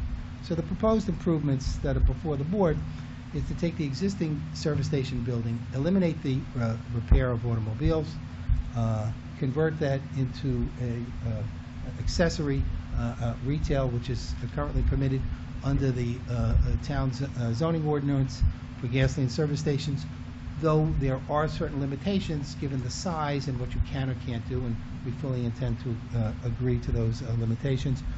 So we have, and if I can, just over here is where the underground gasoline storage tanks would be. This is the existing building which would be converted. These are the pump islands. We had 4 pump islands before. We've got 4 pumps. We're going to reduce it to 3 pump islands with 3 pumps and a canopy over it. One of the issues that was mentioned tonight, one of the reasons why we're under a little bit of a delay, we did have a traffic impact analysis which was submitted, and recent comments came in from the Nassau County Planning Commission as part of the whole review process because it is on a county roadway, and they were concerned about the curb cuts and access in and out of the site. And that was actually brought up at one of the meetings, so it's interesting how everybody, is thinking the same way, and I give the residents credit, and I give the county credit. They said, how are these cars going to come in, and what are you going to do with left-hand turns and the like? And I do have a traffic guy and engineer here, but, in the interest of time. Well, but this is just it, because we are, this is going to be a continuation. So basically, but just, and then I'll shut up, I swear. And what the county recommended, and I just want to, tell the board and tell the people, and then we can listen to interested observers, and that is that they wanted to make sure that they weren't going to have left turns out and left turns in. That was their big concern. So they said, we went to our engineers, went to our people, and we said, it's practical matter, most of the traffic's going south anyway. It's that kind of site. And there was a concern, well, what happens if something comes here and this? County recognized the same thing. So what's been done is we've submitted it to the county. We've submitted it to planning as well, saying, okay, we agree, no left-hand turns in, no left-hand turns out. There'll be signs doing that, and there'll be sort of markings at the curb cuts. So that has been addressed with the county, sent over there. I'll just respond to interested observers. Thank you. Thank you. So would anyone wish to be heard? Mr. Diegues. Yes, hi. My name is Mike Diegues. I'm a 43-year resident of New Hyde Park. I remember years back seeing Mr. Ferrara in the pool when my kids were young. That's a long time ago, but it's been very happy living in that area. The only negative times we had is in a couple of years ago with the prior owners or whoever rented the facility, which really became kind of abusive. Now, we received a letter today. I noticed it's postmarked the 7th, so I'm saying they're sending a letter saying we signed for it today. Meeting tonight, the 18th. I know some of my neighbors are here and they got it, so it's not much of a notice to get a letter to come to a meeting. But anyway, But it was sent out the 7th? No, it was sent out the 7th. That's why I said, okay, I can't complain So too it's a much. lot of- yes. That's the post office. Right. We'll go to post office and complain there. No. The facility, again, we're in a residential neighborhood. We're surrounded on all sides by private homes except an adjacent firehouse. We're concerned about not getting a repeat of what happened in the past because it was terrible. I don't want to, because I get wound up when I start with that one. But anyway, some of the concerns we have and are addressed in this letter that we had, Ms. Seaman was nice enough to organize a prior meeting, the lighting, the parking, the traffic, the noise, obstruction of the firehouse, just a couple of things. The hours, well, one thing I'm not happy with, and I know other people aren't happy with, again, it's a residential neighborhood with private homes across the street, sides, behind. All of a sudden, there's a convenience store, okay? All of a sudden, it's a self-service, which to me implied 24 hours, self-service. It's not going to be 24 hours. That's all well and fine. That's a step in the right direction. Frankly, I'm not crazy about having a convenience store there. Beer, cigarettes, it's, again, in the middle of a residential neighborhood. I guess if that's allowed, you can't do too much about it. But my concern, sticking to the hours, I'm pleased that it's been made from 6 to 10. The firehouse, which is right there, they don't sound any horns between 8, only the horns between 8 in the morning and 8 at night. That's out of respect to the neighbors, so maybe this should be, do you need them open till 10 o'clock at night? I don't think so. I'd like it to be till 8 o'clock at night. I also will say that, listen, it's a free country. Like the gentleman said last week, if you're a pizza place and there's 10 around you and you think you'd make better pizza, fine, you're entitled to. You're going to be a better service station, that's fine. But there's a few within walking distance. One right on, I'd say an eighth of a mile or even less, has a bulletproof thing on the corner of Hillside and Lakeville Road. Bulletproof cashier. Do we want that coming a couple of blocks in, an eighth of a mile in to our neighborhood? We don't want that. We're concerned about the parking. Okay, again, it's good that you've got this no overnight parking, etc. It was a nightmare when we couldn't park in front of our own house because the trucks, they They put their cars there, went and got their trucks, and then came back, threw their coffee cups on our lawn. Come on, give me a break. That was an abuse. So we have a bad taste in our mouth, and that's why I say that when you look at these restrictions, you have to plan ahead. Like I said, I don't want this, I told you so, this is going to be a problem later on. You have to be strict in terms of what you allow, because sometimes there can be a tendency to be abusive or go beyond. So I hope that you'll keep that in mind and address it as if you were living there and what you would want. I don't want lights shining into my living room. Now here, it says lighting. The one thing that was mentioned at the meeting, there isn't on here, it was stated, I mean, they didn't show you the other diagrams, beautiful facilities. Put it on Old Country Road, not in a residential neighborhood. Mr. DeAgis, I'm going to ask you to wrap up. I'm going to wrap up. Thank you. There's no comment made about that the light should be pointed towards the property and downward, not out at the residence. I don't want it shining into my home or go out on my lawn and have to look at these lights. Face the property and downward. And that's a pollution item also. Thank you for your time. And Thank you. Thank you. Thank you. Would anyone else like to be heard? No one? Hello. I only have a few comments to make. My name is John Unger, and I live at 1005 Lakeville Road, right next door to the station that he's referring to. One of the things we discussed last Tuesday, as Ms. Seaman notes, this gentleman here, we corrected a statement that was made for 10,000 gallons of diesel fuel. He didn't correct that statement. Okay, I'd like to point that out.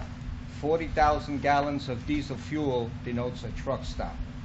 The height of the canopy, a 53-foot container truck, the height would be approximately 13.1. 13 feet, 1 inch. I believe that fits under that 14-foot canopy. Okay? And I don't understand the word above the adjoining grade. What does that mean? 14 feet above the adjoining grade. It's a floor. I mean, you drive in. And it was measured from the pavement surface up to the south end of the canopy. From what? From the pavement surface to Okay. the underside of the canopy. So that's the same all over. So it's 14 feet 14 above the, foot clearance, the right. grade. Now, there were two gentlemen here with the landscaping business. Now, if you open it at 6 o'clock, before I didn't see any problem, but if you turn on the lights at 5:30, they will be there at 5:30 running the trucks and their machines. Will put the fuel up, the cutters, everything that they carry on their trucks. They used to come by all the time. They line up, etc., and that's how they operate. They don't care. They don't live there, right? And the traffic on Lakeville Road, if these trucks, say for instance, trucks come in, they're going to have to come out, and they have to back up into Lakeville Road. Try and understand that, a 53-foot container backing into the street, and all these people speeding, because that's what's happening. They're using Lakeville Road as a throughway. It's not, because Jericho Turnpike is down on the corner, so they will back up your traffic like you won't believe, because the school buses, when they're running, they stop the traffic. So now everybody's congregating and everybody wants to go to the right, to the left. If you don't believe me, you feel free to come anytime and look at it. And when you see it, you'll understand it better. Okay? I'm not against business. I bought the property when the Ancelones were there. I knew what I was getting into, but I didn't expect this to turn in this direction. That's the only thing. And for one piece of property, we're going to destroy the whole area. That doesn't make any sense. We pay taxes just like they do. I don't have any problem with them. As a matter of fact, I deal very well with these people. But the fact of the matter remains, who's going to enforce these rules? Somebody going to be standing there enforcing? The person that's behind the bulletproof glass, if they install one, he's not going to come out and deal with the riffraff that's going to come there. You see? We're going to have problems galore. These are things that have to be addressed. Yes, and behind the station, there's a big piece of open space. I just asked Mr. Zomerfeld outside, are you going to put a chain there to stop the people from hanging out in there, making it a little parking lot type affair? That also has to be addressed. I'm going to ask you to wrap up. Okay. Thank Well, you. So I appreciate, excuse me, I'm sorry. we're going to address these things. We have time because the hearing will Right. be in September. I So was I just want to go throwing over. them out to you because, listen, yeah, some of these things, you know, they have to be changed. Well, Thank you very much. Thank you. So I just have one question. It was said that it's 4 underground fuel storage tanks. What is the composition of the fuel that will be? I'm glad you asked. You mentioned that because inadvertently, I think the notice is incorrect. It probably has to be. I'm sorry. I think the notice is incorrect. It has to be corrected. However, we presently sell. I know they've made a big issue about diesel. We sell diesel now, so diesel is one of the products that we sell. The products that we'd be selling would be diesel, would be premium, would be regular, and would be E85.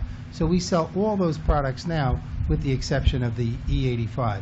With respect to the tanks themselves, I think initially when the applications might have initially gone in, the storage that was anticipated was 4 10,000-gallon double-wall underground gasoline storage tanks, which would contain diesel along with the other products. Actually, what we have before the board is 2 15,000-gallon tanks. One would be compartmentalized, and one would be just regular. The compartmentalized would be 3 5,000-gallon compartments. One would be 5,000 gallons of diesel. One would be 5,000 gallons of E85. One would be 5,000 gallons of premium. But to sort of make the long story short, we sold diesel before.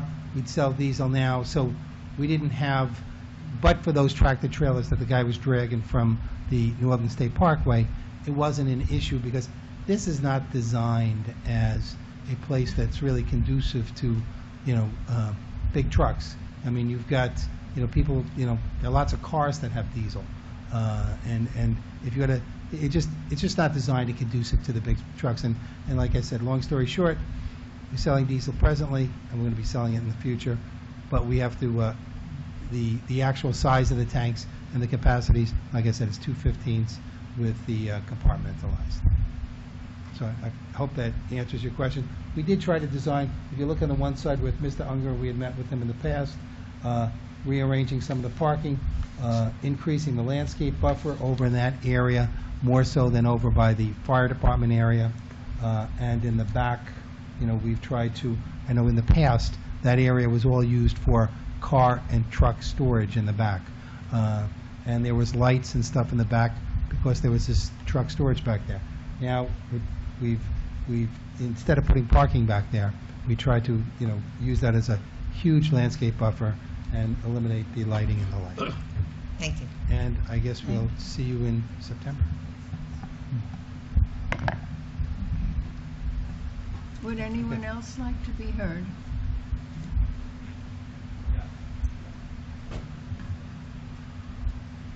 Stanley on at 1020 Lakeville.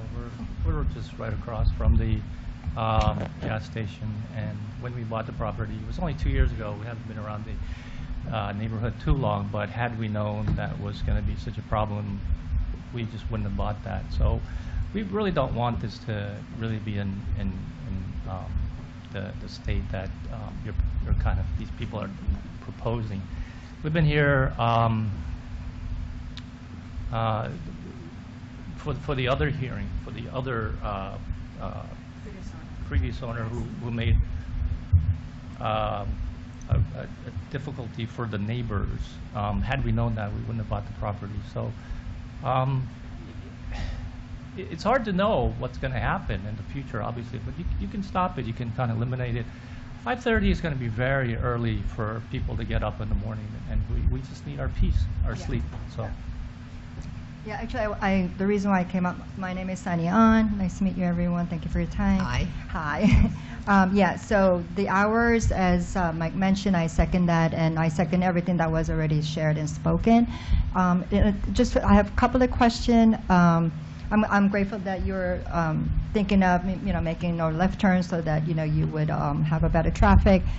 Again, as you all know, even though you have no, turn on red or left turn, people are going to be doing it anyway. So I could, when we've been just talking about it, how that's going to be continued, whether you have the signs up. So one of the proposals is, would you be willing to put on a camera, give them ticket? There's more ticket, funds for the town. So that's one. And then secondly, also, just the type of people that we'll be attracting. So, for example, is it a must that you have to sell alcohol and tobacco? We would love to have a friendly, family neighbor convenience store. I would love to just go across the street and pick up a milk. That would be perfect, and I would love to give business. So, that's another thing I would like to propose, so that again we're not attracting certain type of teenagers and people who are drinking. So that's another one. And also, I just want to say we have passed in North Hempstead tobacco 21. Okay. So no one under the age of 21 can buy cigarettes. There's actually an article in Newsday today, you may have seen that. Okay. We're hoping that the other villages also comport to that. So that's not teenagers. Okay. Okay, so just... Sure.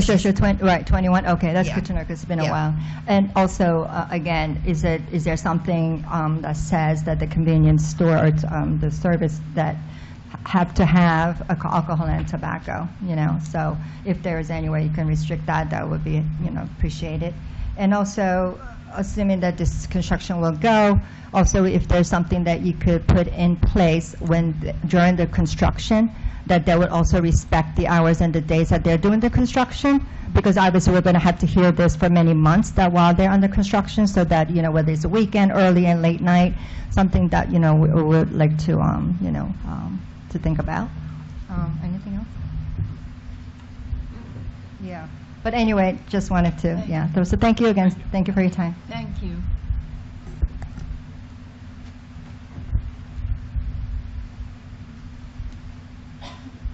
Hi, my name is Mike Borowski. I've lived in New Hyde Park for 43 years. And having gone through, years of the old property, my question is simply, how are these agreements codified and enforced, like hours of operation? Is that, we call the town? Do we call, Nassau Police? Who do we actually call? And I'd like to know how these rules are codified so we can actually see in black and white what they are. So I'm going to ask either Commissioner Levine or our town attorney to answer that. Okay, so a lot of the suggestions that have been brought up, there is a question of jurisdiction. So I'm going to start with the traffic regulations. That has to be enforced by Nassau County Police. Any kind of cameras that may be put up for traffic enforcement have to be done by the county. In terms of alcohol sales, also, the town has in the past attempted to restrict alcohol sales at convenience stores and has been told that is out of our jurisdiction. It's actually the State Liquor Authority that issues licenses for that and enforces that. Now, in terms hours of operation, restrictions on means of construction, hours of construction, those are town responsibilities, and town enforces those. So there are already rules on prohibiting night and weekend construction, and then we can always make site-specific adjustments if there's a reason to. But if somebody's operating outside of their permitted hours, or there's construction outside of the permitted hours, that's reported to the town, and we enforce that. How it's recorded, if this is approved, there is going to be a resolution of approval where all of this is listed that will permanently be part of the property file that's in the building department. And so that future generations of town officials will know that these restrictions exist and they will remain enforceable in perpetuity.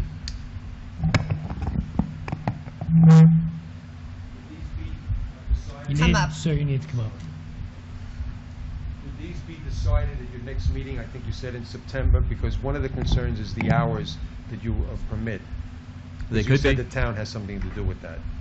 Right, hours of operation, hours of construction is within the town's authority to enforce, impose and enforce. And yes, if we get to the September meeting, we feel that we've reached a consensus on all these issues, we could vote as early as September.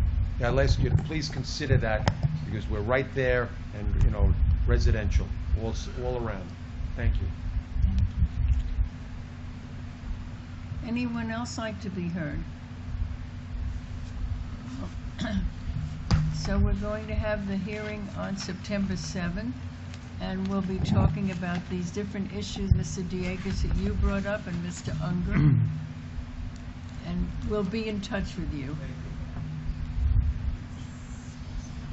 Thank you very much. Good night.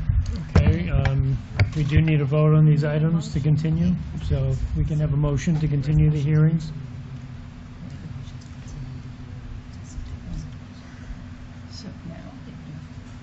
So I offer the resolution to continue until September 7th. As to item 5, Councilwoman DeGiorgio? Aye. Councilman Ferrara? Aye. Councilwoman Kaplan? Aye. Councilwoman Russell? Aye. Councilwoman Seaman? Aye. Councilman Zuckerman? Aye. Supervisor Boswell? Aye. And as to item 6, Councilwoman DeGiorgio? Aye. Councilman Ferrara? Aye. Councilwoman Kaplan? Aye. Councilwoman Russell? Aye. Councilwoman Seaman? Aye. Councilman Zuckerman? Aye. Supervisor Boswell? Aye. Item 3, a public hearing to consider the application of Jagjit Singh for a special use permit for the premises located at 3330-3340 Hillside Avenue, New Hyde Park, and designated on the Nassau County Land and Tax Map as Section 9, Block 481, Lot 434.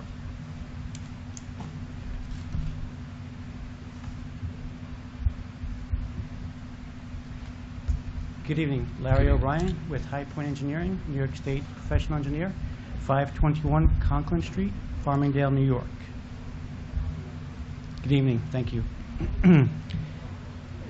For the applicant, this special use permit application at 3330-3340 Hillside Avenue, New Hyde Park, tax map section 10, block 6, lots 69 and 70.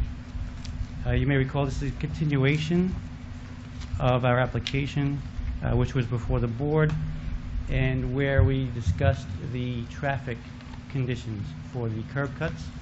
And you had some good points, Councilman Ferrara, in which we made changes to the curb cuts, presented it to Nassau County Planning Commission, and they came back and were in agreement with those changes. And in their June 8th meeting, with accepting the results of the amended access restrictions, and they indicated local determination. I'll review with you those conditions that we came up with for the Planning Commission and for the town itself. The main concern was our westerly curb cut along Hillside Avenue, where the restrictions have been made, and signage has also been included in our site plan, where there's a stop sign and no left turn signage facing the site at this particular location. So ingress, the access to the property, will be from either direction, easterly and westerly. However, the exit at this curb cut will be westerly only, so right turn only from this curb cut. At the easterly curb cut on Hillside Avenue will be entering only. So this curb cut is restricted to entering only. So there will be signage here, no exit. Then along Herrick Road, this curb cut closest to the corner will be right turn only with restricted signage for no left turn and stop sign. And there will be no entering at this location. Facing the traffic, there is also signage, do not enter. And the northerly curb cut, again, right turn only from this curb cut. There'll be no left turn, and sign will be posted, stop sign, and no left turn signs here as well. And the entrance will be accessible from the north for this curb cut as well. So the restrictions took place, and the county had returned their report on their meeting, and we're in agreement with the traffic report and the conditions that we propose here tonight. Could you talk about the hours of operation, please? The station itself, the gasoline operation, will be 24 hours. 24 hours. Correct, yes. Okay, and with respect to the lighting on the site, could you talk about that, please? Yes, the lighting will be restricted at the perimeters of the property lines, so there'll be no overflow. It'll be contained LED lighting, contained downward, and protecting the property lines from any impact from the light fixtures.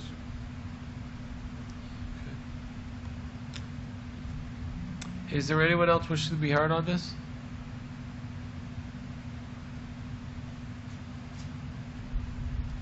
Please come forward. No, I meant members of the public. Is there anyone wishing to be heard? Commissioner Levine, could you talk about this site, please, for us? Okay, well, I have a couple questions on process and procedure here. So you've satisfied county planning. So that's one hurdle with the county. County Public Works, though, controls the access on Herrick's Road. Are they in concurrence with the Planning Commission, as far as you know? Verbally, yes. We haven't gotten stamped plans from the county as of yet, but you've initiated the 239F process. Right. We've had meetings with the county. Correct. Okay. Hillside Avenue, same question, different agency. Have you approached State DOT yet? New York State. We are in with New York State as of now. Yes, with discussions on the verbally agreed to conditions as shown. So you're confident that they'll also concur with county planning's recommendation? That's correct, yes. Okay. The other thing is, you're one of the few gas stations that has not asked for a convenience store? At this moment, no. There's no convenience store that's proposed. Okay. In the future, it may have that. Okay, so it'll be before the board. So then I just have to have you acknowledge for the record that as of today or whenever this is approved, there's no pre-approval for future convenience store. It would have to come through the special use permit process. Agreed, yes. Okay, so that's understood. Yes. Okay.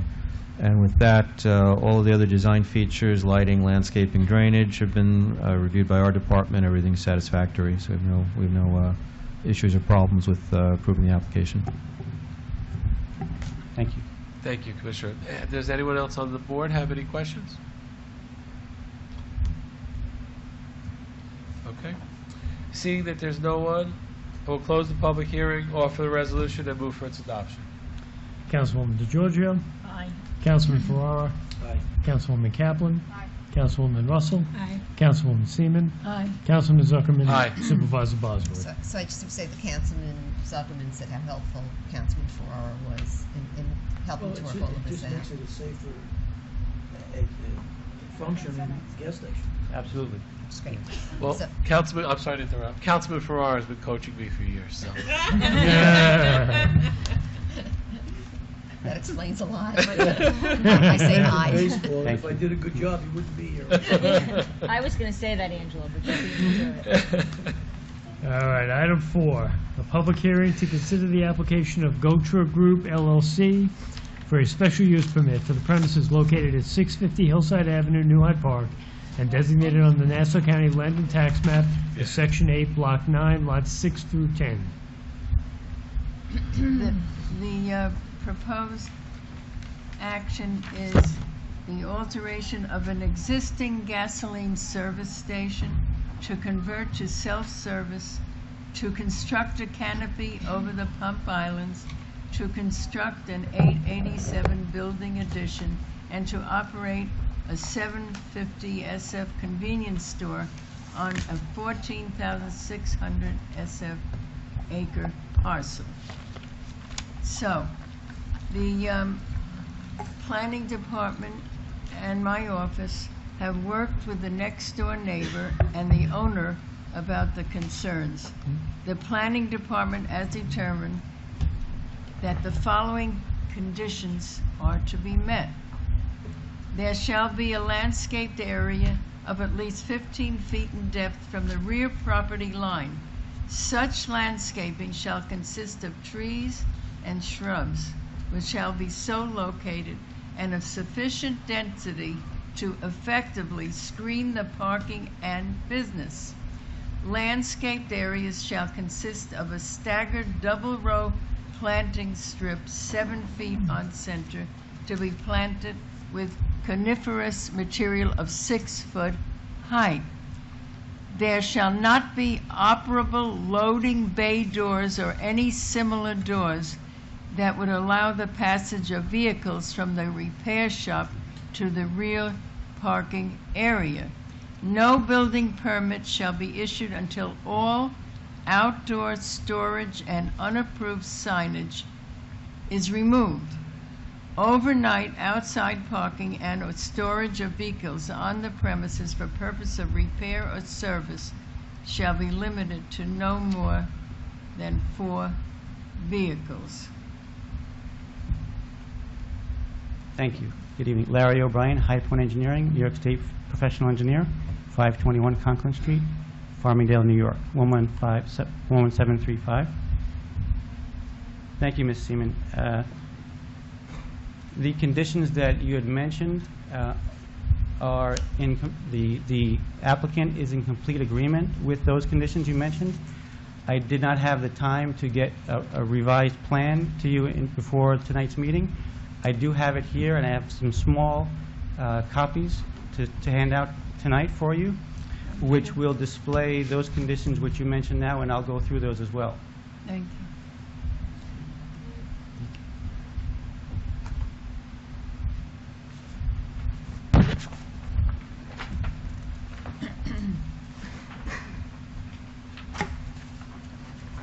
Thank you.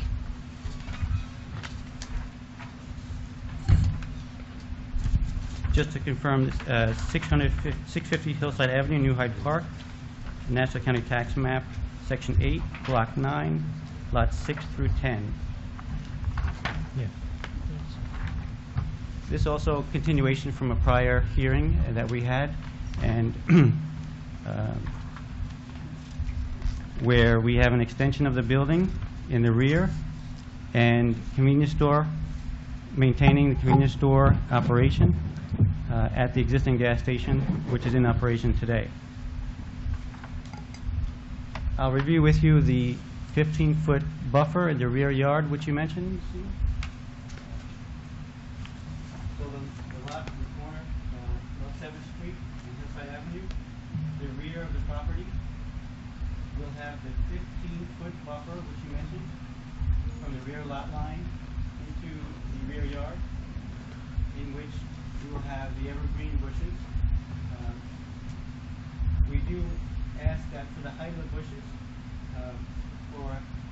from the corner or from the street side to about midway, the owner would like to have 6-foot height, and that only is for appreciation for the neighbor adjoining the property who would like to have visibility of the street at that point.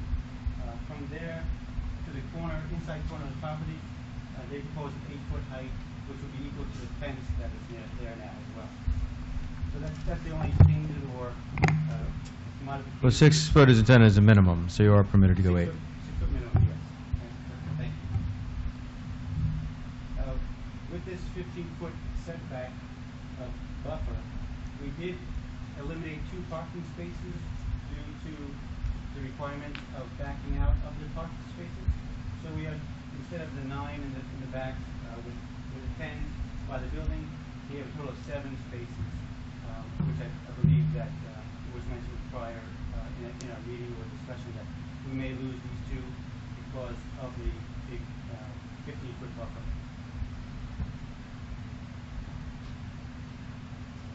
And for the rear of the building, the applicant is in agreement that there will be no garage doors at the rear of the building. The existing conditions are the garage doors in the front of the building. Those will remain. There will be no new doors at the rear of the building for any garage purposes. They will be windows only, not openable, but windows only. And I think I have that for you.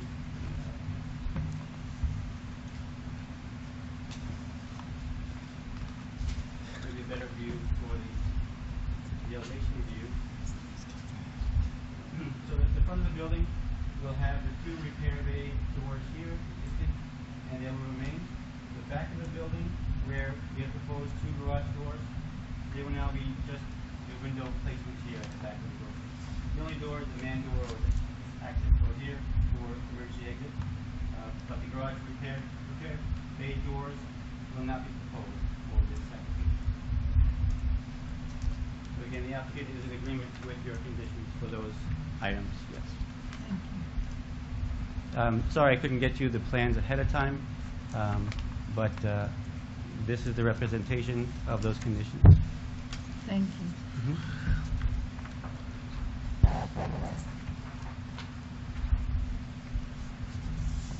If you do have questions of the applicant, they are here as well, if you need anything from them. Would anyone like to be heard? Councilwoman, there are a number of cards in this item, the first of which is Jeff Klimas. Is that Klimas? My apologies. Good evening, ladies and gentlemen. My name is Jeff Klimas. I'm proud to be a 30-year resident of the town of North Hempstead, 909 North 6th Street, New Hyde Park. Let me begin by congratulating Town Supervisor Jody Bosworth and the entire town board for making the town of North Hempstead a great place to live and to raise my family. We thank you. We're very excited about getting a new pool and thankful for the repaved roads that we have in New Hyde Park. So thank you all for the job you've done. I'd like to have this town board become aware of the level of community service this business provides to us. I live around the corner from the Shell station and have 4 cars in my household. I oftentimes fill up my children's cars, so I'm visiting this man's station a lot. Let me tell you. Hope you get a frequent flyer out of this. Well, I tell you what I do get is I get a fresh brewed pot of coffee. This service station is clean, inside and out. I mean, I see the attendants sometimes, they're washing down the pumps with spray bottles and cloth rags on the outside. I don't often see that. When I go there early in the evening, he has the attendant, I see him taking out the rubber mats and washing them down on the sidewalk in front of the store. That's how clean they keep this store. Like I said, they make fresh coffee for me all the time and for the other customers that comes in. They come out in the rain to pump gas for the elderly. I've seen this with my own eyes. Their flowers are always planted and they are growing beautifully. The back parking lot area is swept clean. It's newly paved, lines are painted. It looks really nice for the neighborhood. You see, now I have a personal interest in this property because the original owner was Mr. Pat McKenna. He was a next door neighbor behind my house. He lived there for 30 years with my family. After he passed away, his children divested the station to some other property owners, and it really went down. It was really an eyesore for the neighborhood. Eventually went out of business. It really was a mess. Then this new owner came along, and he made an investment in our community. He built this brand new service station and repair shop with coffee and snacks. He keeps the property immaculate, better than Mr. McKenna did, I must say. And he was my neighbor and friend. The reason why I'm here tonight is this new owner did something that I found to be astounding, and which I'd like to share with you today. When the station was brand new and just opened, I was in the store, and a lady customer came in and made a complaint. She told the owner that she had just put $10 of premium gas in her car, but she made a mistake and wanted to put regular gas in her car because the premium gas cost more and she got less gas than she expected to get. This owner listened politely, and to my great surprise, he gave her $10 back and apologized for the mistake and let her go off with $10 worth of free gas. I've never seen this before. After the lady left, I asked this owner, "What'd you do that for? Why'd you give the lady back the money?" She pumped her own gas. She selected the premium gas. She has the gas in her car. The owner looked me straight in the eye and he said, "My customers are important to me. I'm in business to serve my customers. I don't want to make them happy, so they will come back and enjoy my store." Mr. Klimas, I'm going to ask you to wrap up. I'm wrapping it up by this. He's a nice man. He serves the community.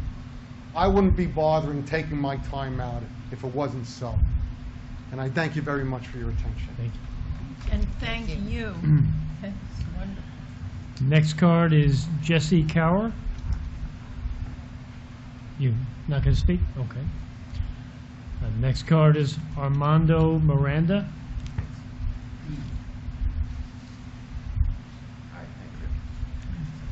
I live in New Hyde Park. Just going to ask you to introduce yourself for the record. State your name. My name is Armando Miranda. I live at 1688 New Hyde Park Road for 37 years. Thank you. Okay. I remember this shop for a long time, and it's a garbage. One day, I stopped over there to fix my car with a new owner, and they put the car inside. They say, you want a coffee? You want a soda? And I'm surprised. And I say, no, no, thank you. They repair my car. They do very good job. All the time when we stop over there, the owner come, how's the business, how we do with you. He's surprised. And you see the new store is clean, beautiful. You know, I told you 37 years, half mile from over there, and I never see something like that. You know, I would like is you can help him, because this is what we need over there. And you know, he's very good family. He's very nice people. You know, you can help the much that you can do. Thank you very much. Anyone else? Manny Saini? Did I pronounce that correctly? I'm sorry. Thanks. Good evening, everybody. Hi, good evening, everybody. I just here. I'm Manny Saini. I'm a resident of New Hyde Park, 1055 North 4th Street. I'm just 2 blocks away from this service station. I just want to say this service station in the neighborhood comes out very helpful to me. I have a 2-month-old son at home. I get a phone call from my wife, hey, I need milk. So it's a lot easier. I have a Stop and Shop across the street, but it takes a lot longer to go there, to check out, you know, stand in line. A lot easier to run to this, you know, get it and go back home. So again, keep it simple and short. I'm here to support. I mean, I found out, you know, he's doing some improvements, and I'm here to support him. And you know, anything you can do, that would be good. Thank you. Thank you. Thank you. Nick Bavaro.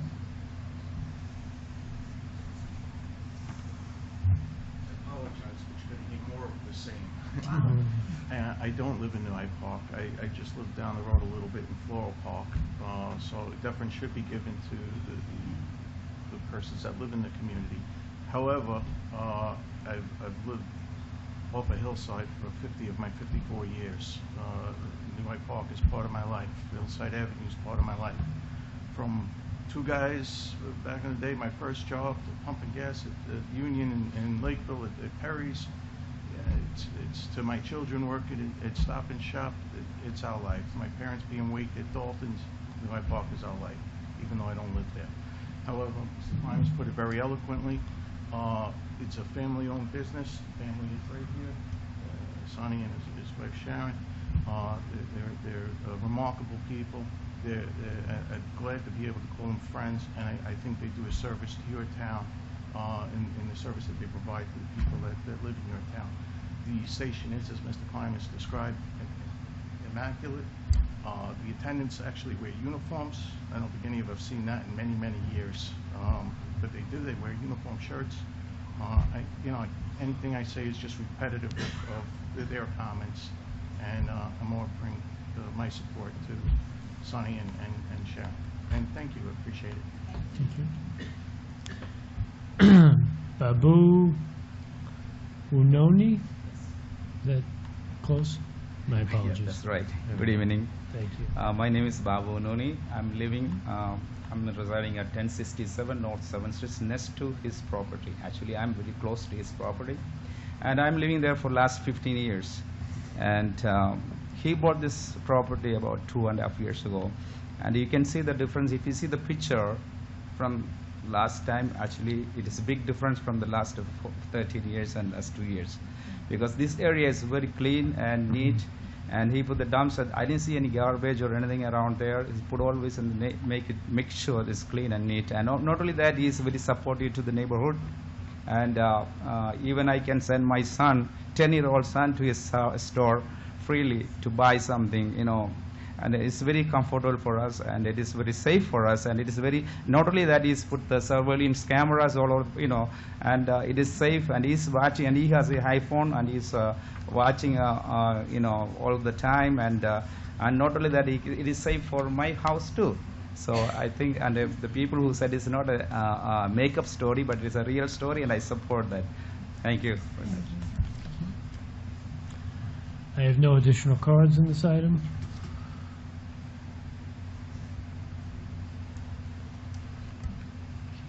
That's all for us as well. Oh, that's all that we have as well. So That's it. if you have any questions for me, I'll answer those. If you have No, anything. Everything sounds very good. Good. Thank you. Yes. So I would just like to make a comment. I've never heard so many people come out to speak in favor of an applicant, and so I can only say you must have some store, and how fortunate we are in the town of North Hempstead to have you as a business owner who cares so much about the residents in New Hyde Park and in our town.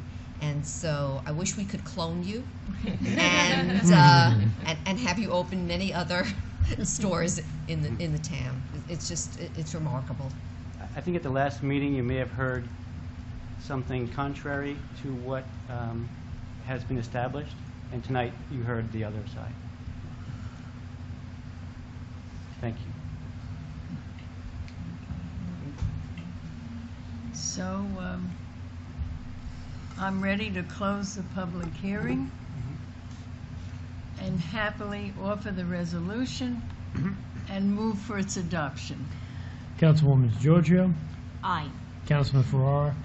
I was just very impressed with the testimonial also. I think that's just phenomenal from a business standpoint, that we have people like that, and I proudly vote aye. Councilwoman Kaplan. Aye. Councilwoman Russell. Aye.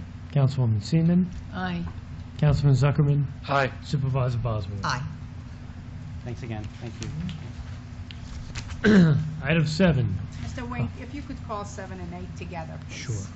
Item 7, a public hearing to consider the establishment of a reserved parking space on Hillside Avenue in Manhasset. And item 8, a public hearing to consider the adoption of an ordinance affecting Hillside Avenue in Manhasset. Okay, this is just to establish a handicap parking for the homeowner. I see the homeowner is here. Would you like to be heard? You could come up and speak. Yeah, we have 2 cards in this item. Okay. Who are Joe the cards Janik. from? Joe Janik is one, and Michael Resnick and Lois, forgive me, I can't. Okay. These are the applicants. We're the applicants Okay. at 33 Traverse Street. All right. Yes, we live at 33 Traverse Street, which is a corner property that has no driveway. And my husband has been through 7 operations in the past 2 years and is currently needing a cane because he's had all his toes amputated. So we bought the house a year ago, and we would like some sort of dedicated parking to make sure he gets a space there. We do have 2 cars.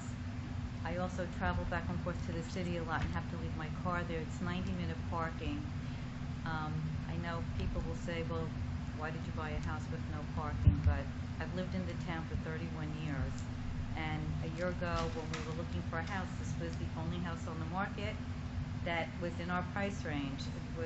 So we scooped it up because I wanted to stay living in Manhasset. And, you know, we're not looking to make life difficult for anybody else. Everyone in the neighborhood has their own driveways. In fact, we'd like to actively We are actively looking to apply to put a driveway somewhere on the property, but because of the situation of the property, it's going to be difficult. The property will pretty much be eaten up by a driveway if we do it, but whatever it takes to, you know, make it safe for everybody and convenient. And that's pretty much it. There's no indication on the property, the Hillside Avenue section that takes up the entire side of our house for a parking setback from the alley that runs behind us, but we're happy to move the cars back if it impedes anybody's view of coming out of there and making a left or a right-hand turn. We've been there a year. I've lived in the neighborhood 5 years. No one's approached us to say that we are impeding their view, but we're not looking to make anybody's life difficult. There's no sign that says do not park beyond this point, and I always leave clearance, almost a full car length behind my car, which isn't that big, but whatever, you know, whatever we have to do, we're not looking to make waves. Our 2 cars are the only ones basically that park in this little strip anyway, so, you know, I mean, everybody else has dedicated parking, so that's our plea, and you want to add anything? Well, yeah, Michael Resnick, 33 Travis Street, Manhasset.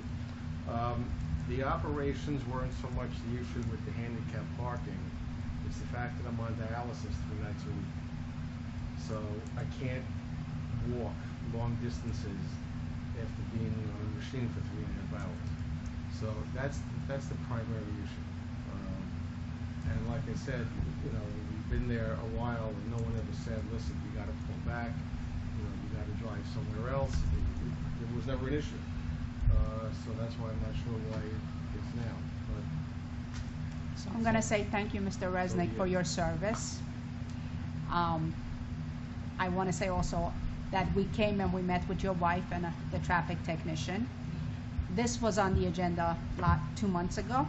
So we made some adjustments. We moved that handicap 10 feet down so that it could actually help the neighbors. Okay.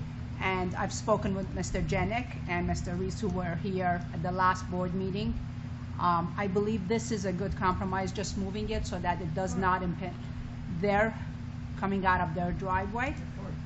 And again, we thank you for your service, and I'm hoping that this will actually give you a little bit better access to your home so that you can get in and out easier. Thank you.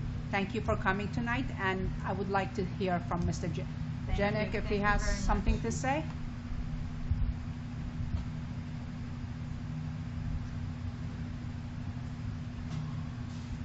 My name is Joe Janik, 21 Travis Street, Manhasset, New York, 11030. I want to say first and foremost, I want to buy gas from that guy. I don't care how far I have to go, I'm going to go. I was going to say we should make a requirement. We all should go buy gas from him. I appreciate that you guys came, by the way. Again, we've never had a problem moving the restricted handicap spot back to 10 feet like you suggested, and I know you guys worked it out. Our only concern coming out of that driveway is that there's not a car directly in front of that handicap spot, because otherwise, everything we've done up until now, we're back there.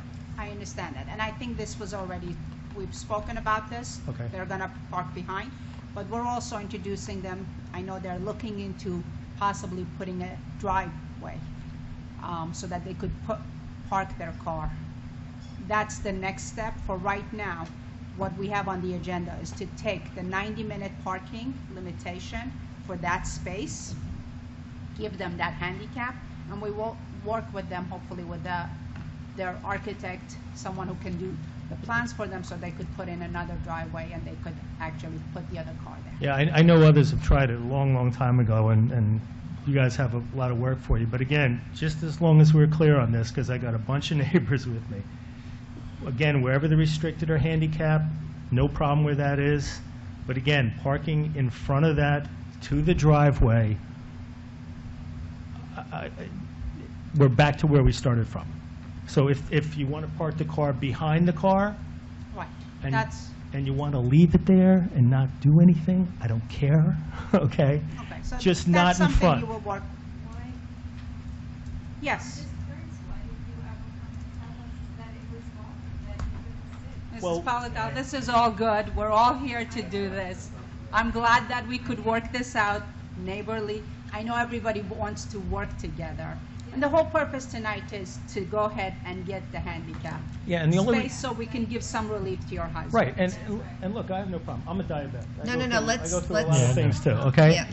And it wasn't brought to our attention until we saw it posted. Right, of course. Okay, And that's why we have public hearings. And we noticed that there's stickers on the car. We didn't say anything. We didn't approach anyone until it was brought to a notice, and we've Mr. been in agreement on Janik, everything. we appreciate you coming and viewing your concern, and it's nice to be able to say that we all work together to resolve it. Right.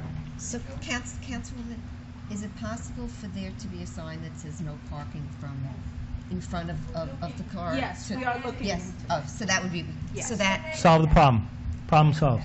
Mr. Resnick, would you like to, What is the timing for the handicap spot? you can park there all the time. It gives you access.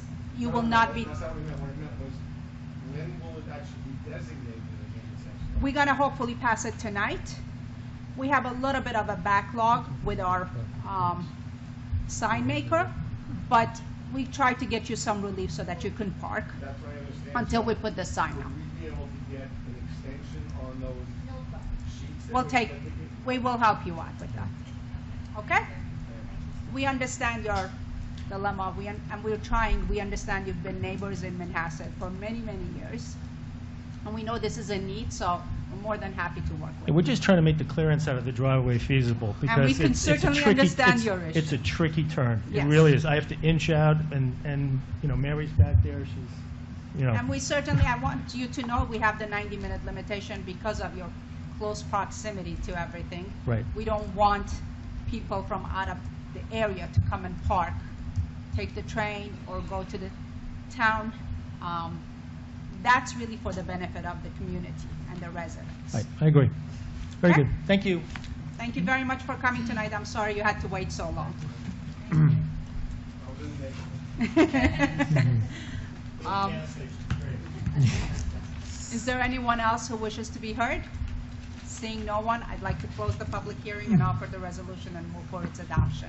Council, as to item 7, Councilwoman DeGiorgio? Aye.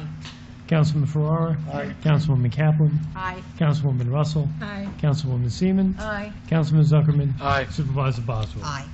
As to item 8, Councilwoman DeGiorgio? Aye. Councilman Ferrara? Aye. Councilwoman Kaplan? Aye. Councilwoman Russell? Aye. Councilwoman Seaman? Aye. Councilman Zuckerman? Aye. Supervisor Bosworth? Aye. Thank you. Resolutions, item 9, a resolution setting a date for a public hearing to consider the rescission and adoption of an ordinance affecting Willis Avenue in Albertson. I'd like to offer the resolution setting a date for August 8th, 2017. Councilwoman DeGiorgio? Aye. Councilman Ferrara? Aye. Councilwoman Kaplan? Aye. Councilwoman Russell? Aye. Councilwoman Seaman? Aye. Councilman Zuckerman? Aye. Supervisor Bosworth? Aye. Item 10, a resolution setting a date for a public hearing to consider the adoption of an ordinance affecting the intersection of Railroad Avenue and Warner Avenue in Roslyn Heights. I'd like to offer the resolution setting a date for August 8th, 2017. Councilwoman DeGiorgio? Aye. Councilman Ferrara? Councilwoman Kaplan? Aye. Councilwoman Russell? Aye. Councilwoman Seaman? Aye. Councilman Zuckerman? Aye. Supervisor Bosworth? Aye. Item 11, a resolution setting a date for a public hearing to consider the adoption of an ordinance affecting Morwood Oaks and the Manor Haven School in Port Washington. I offer the resolution setting a date for August 8th, 2017. Councilwoman DeGiorgio? Aye. Councilman Ferrara? Aye. Councilwoman Kaplan? Aye. Councilwoman Russell? Aye. Councilwoman Seaman? Aye. Councilman Zuckerman? Aye. Supervisor Bosworth? Aye. Item 12, a resolution accepting gifts to the town pursuant to Town Law Section 64. So this is money for Asian Fest and for Fun Day Monday. I'd like to offer the resolution and move for its adoption. Councilwoman DeGiorgio? Aye. Councilman Ferrara? Aye. Councilwoman Kaplan? Aye. Councilwoman Russell? Aye. Councilwoman Seaman? Aye. Councilman Zuckerman? Aye. Supervisor Bosworth? Aye. Item 13, a resolution authorizing supplemental budget appropriations pursuant to Town Law Section 112. Okay, so this is for the money that we just voted to accept. I'd like to offer the resolution and move for its adoption. Councilwoman DeGiorgio? Aye. Councilman Ferrara? Aye. Councilwoman Kaplan? Aye. Councilwoman Russell? Aye. Councilwoman Seaman? Aye. Councilman Zuckerman? Aye. Supervisor Bosworth? Aye. Item 14, a resolution authorizing the execution of an agreement for the closure of the septic system at the Town of North Hempstead Vehicle Repair Shop, DPW project number 17-08. I'd like to offer the resolution and move for its adoption. Councilwoman DeGiorgio. Aye. Councilman Ferrara. Aye. Councilwoman Kaplan. Aye. Councilwoman Russell. Aye. Councilwoman Seaman. Aye. Councilman Zuckerman. Aye. Supervisor Bosworth. Item 15, a resolution authorizing the execution of an agreement with Williams Scotsman for the rental of a mobile office unit for the Westbury Highway Yard. I'd like to offer the resolution and move for its adoption. Councilwoman DeGiorgio. Aye. Councilman Ferrara. Aye. Councilwoman Kaplan. Aye. Councilwoman Russell. Aye. Councilwoman Seaman. Aye. Councilman Zuckerman. Aye. Supervisor Bosworth. Aye. I'm going to recuse myself for item 16 because my daughter-in-law is an attorney for Pitney Bowes. Item 16, a resolution authorizing the execution of an agreement with Pitney Bowes for the lease of a mailing machine for the Department of Administrative Services. I'd like to offer the resolution and move for its adoption. Councilwoman DeGiorgio.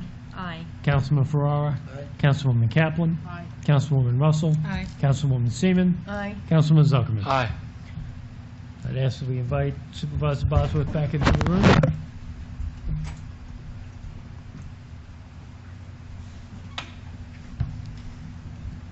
Okay, thank you. Okay. Item 17, a resolution authorizing the execution of agreements with various venues to host constituent services, mobile office hours events. So the town board and I are proud to announce our first ever constituent mobile office hours.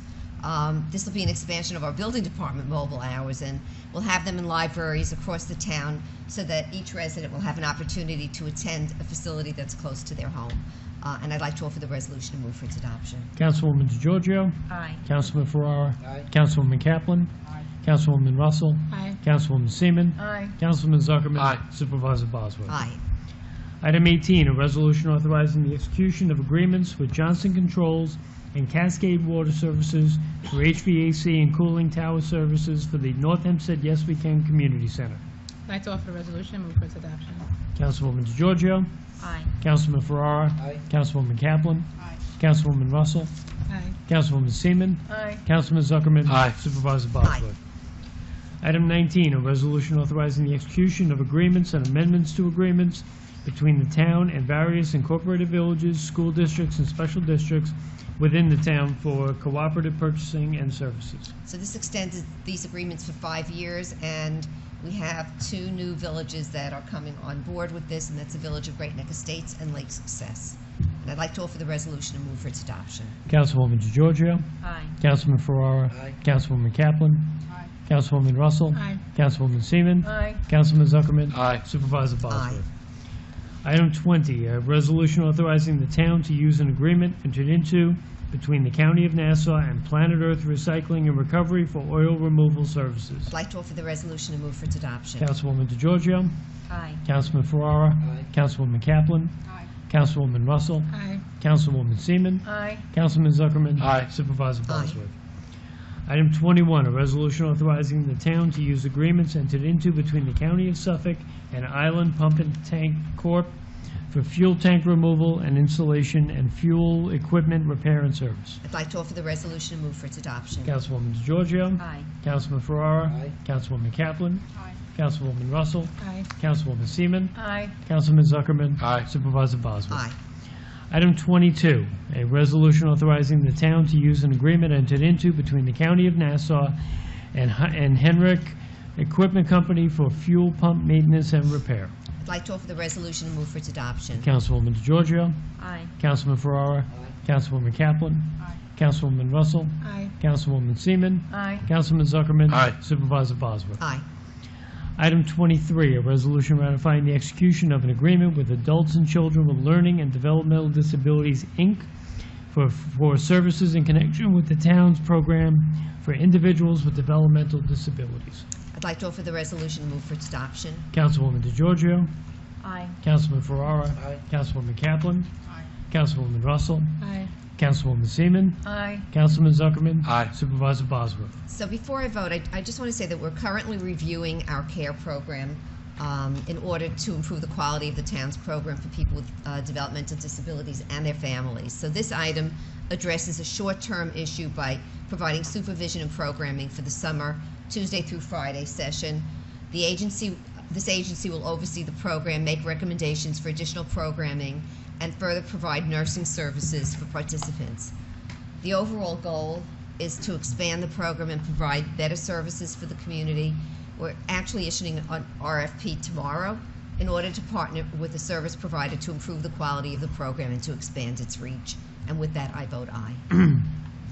Item 24, a resolution authorizing the execution of an amendment to an agreement with Rebuilding Together Long Island for minor home repair services in connection with Project Independence. I'd like to offer the resolution and move for its adoption. Councilwoman DeGiorgio.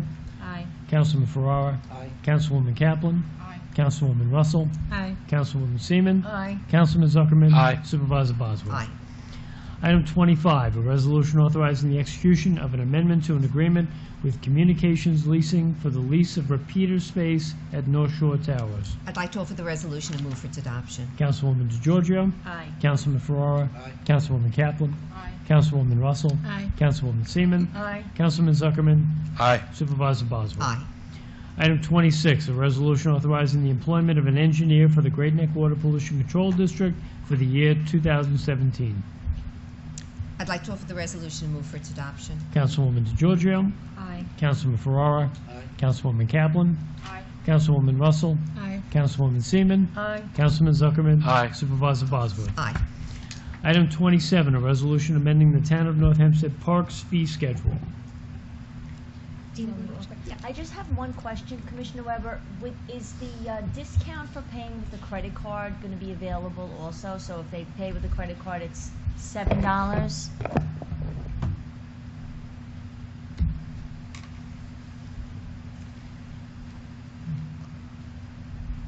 Hi, Jill Weber, Parks Commissioner. We had just suggested the $10 fee to keep it simple, and we'll do the in advance sale for anybody who's doing an event that wants to come in and buy a certain number of permits for their participants in the event. So in this case, it was about 20 people, so for $200 they can get And did you speak to them number of already? vouchers. Because they had asked for they were going to pay by, the proposal I had suggested to the supervisor was the same that we offer for the event recipients, to pay $7 if you pay with a credit card and $10 if you pay Right. with cash. I saw that. I mean, we don't always offer that $7 option. In Okay. fact, for fireworks, it's $10 across the board, too. And there's, I think, another, some of the community services events are also like a flat 10. So we just suggested that to simplify it. It's not going to be that many organizations. I have not spoken to them. I was waiting for tonight's meeting. Okay, before we because did that. originally, because that wasn't what I communicated with them, they had asked for the $7 and the $10 fee, so, So for this particular one, can we do it that way? Is that a problem? Sure, is that what's, I don't know if it's written that way in the resolution. That would be up to you all to say whether or not we can do it this way. I mean, if they're paying ahead of time, then there's not really any issue about collecting it, so that was what I had originally asked for, because I thought that that's what where do we offer it for $7? I've seen the sign. It's the daily rate for, I'm trying to think, where is the 10 and the 7? There are a couple of events. You had said which what they were in your email. I'm trying to recall. And if Kim is here. Might be for maybe. Your events are all 10, right? It's 10 and 7? So I guess it's those. I'm Yeah, sorry. it's the fees I'm are sorry, beach Kimberly. fees. So What it did is you 10 and say? 7. Beach fees then. Right, and that's what I was referring to. So I really would rather, I mean, what I had proposed originally just for the board is there are certain not-for-profit groups that have like picnics and events at our Bar Beach using a permit. North Hempstead Beach Park, you're right, I'm sorry, correct. Thank you for correcting me. North Hempstead Beach Park. And but the parking fee is a little bit high for, some of their members. So I had proposed that for not-for-profit groups that want to have picnics and things like that, we do the 7 and 10. Similarly, that's what we do for like Beach Feast and some of the other events, right? For Asian Fest, Beach Feast, and Kidstock, we traditionally do, for the past 2 years, have been doing $10 if you pay cash and $7 if you pay credit card. Right. So that's more of what I had in mind. Does the board have any problem with that? If I could just say, I think the difference is we were trying to incentivize no cash. With a not-for-profit here, they're all going to be paying in advance. They're going to be paying for their members. And so it isn't a cash situation with them. So it's a little bit different. I think with Kim's events, you're talking about individuals coming Well, up. it's at the gate, right. Yeah. Right, but the whole idea is to allow the not-for-profits that are using the park the same courtesy that we give the residents that come into the park. In other words, they're getting a discount. Well, it's still discounted from the $15 daily fee that they'd be paying. The 10 and 7 let is me only ask- for events. It's So those events. here's the question. If it's a permit and it's paid for all at once, how would people have the opportunity to use a credit card then? No, the event organizer would pay for it. Right, but how would they have, so they're not paying individually, right? No, but the idea is if the event organizer uses a credit card or something like that, that would be the 710 option. The idea would be to give them the option to pay $7 the same way that we give other people the opportunity to pay $7. So what you're saying, when they're paying all at once, if they're going to pay all at once in cash, then it would be $10 per person. If they were paying all at once by credit card, then it would be $7 per person. Yeah, I mean credit card or check. I mean the assumption would be that they would pay Visa credit I don't know, card. it doesn't work like that. It's not a good idea. If you want to accept this one event, Mhm. you could do that. Let's do it for this one event and talk about it more, because it sounds like it's a little problematic, and so rather than do it for everybody, let's do it for this one. I don't see how it's less complicated than charging some people cash and some people credit cards at the gate, but for the purposes of moving on, because it's almost 10 o'clock, we can accept it for this event, but that wasn't originally how I proposed All right, policy. so let's- I'm trying to figure out how it's less complicated. Would you It's like just to a offer an function. amendment just for this event? I guess the event is, so you It's want the me end to of July, amend the so it- resolution for the South Asian Women Activity Organization event on July 30th? Yes. So that they pay $7 per If car. they pay by If they credit pay by credit card.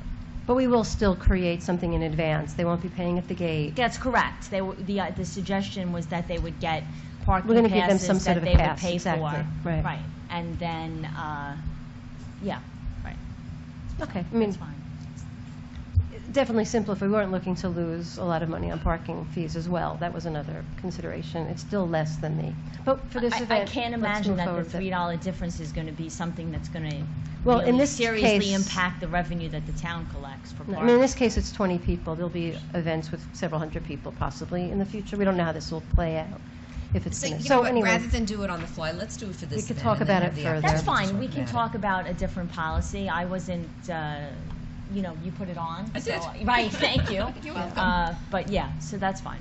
Okay, so, So, and after tonight, we'll contact the event organizer and set them up so they can come buy Yes. their fee, their Yes. permits. So you're amending it, so I'm offering the amended resolution for the event that's on July 30th, sponsored by the South Asian Women's Activity Organization, for them to pay a reduced fee of $7 By credit card. by Okay. credit card. On the resolution as amended, Councilwoman DeGiorgio. Aye. Councilman Ferrara. Aye. Councilwoman Kaplan. Aye. Councilwoman Russell. Aye. Councilwoman Seaman. Aye. Councilman Zuckerman. Aye. Supervisor Bosworth. Aye. Item 28, a resolution authorizing the purchase from Easy Links Golf of monthly web services at Harbor Links Golf Course. I'd like to offer the resolution and move for its adoption. Councilwoman DeGiorgio. Aye. Councilman Ferrara. Aye. Councilwoman Kaplan. Aye. Councilwoman Russell. Aye. Councilwoman Seaman. Aye. Councilman Zuckerman. Aye. Supervisor Bosworth. Aye. Item 29, a resolution ratifying and approving an employee settlement agreement. I'd like to offer the resolution and move for its adoption. Councilwoman DeGiorgio. Aye. Councilman Ferrara. Aye. Councilwoman Kaplan. Aye. Councilwoman Russell. Aye. Councilwoman Seaman. Aye. Councilman Zuckerman. Aye. Supervisor Bosworth. Aye. Item 30, a resolution approving a supervisory arrangement pursuant to Chapter 16B of the Town Code of the Town of North Hempstead. So before I offer the resolution, I just want to say that back in February, we all voted on the new anti-nepotism regulations, which precluded town employees from supervising their family members. The regulation allows the town board to authorize a supervisory arrangement if it's needed. The summer care program, which we just had voted on, while being overseen by the overall care program director, didn't have a dedicated weekday director. So the person who was in charge was there on Saturday, but wasn't there from Tuesday to Friday. So we realized that there needed to be somebody that was on site to be in charge. We solicited current staff members to apply, and the person who applied, who the Parent Advisory Committee was very enthusiastically in favor of, is Janice Collins, who's been with the CARE program for many years. She's a special education teacher, and she's really well qualified for the position. So as it happens, Janice's daughter Megan is currently an activity specialist in the program. This agreement will allow Janice in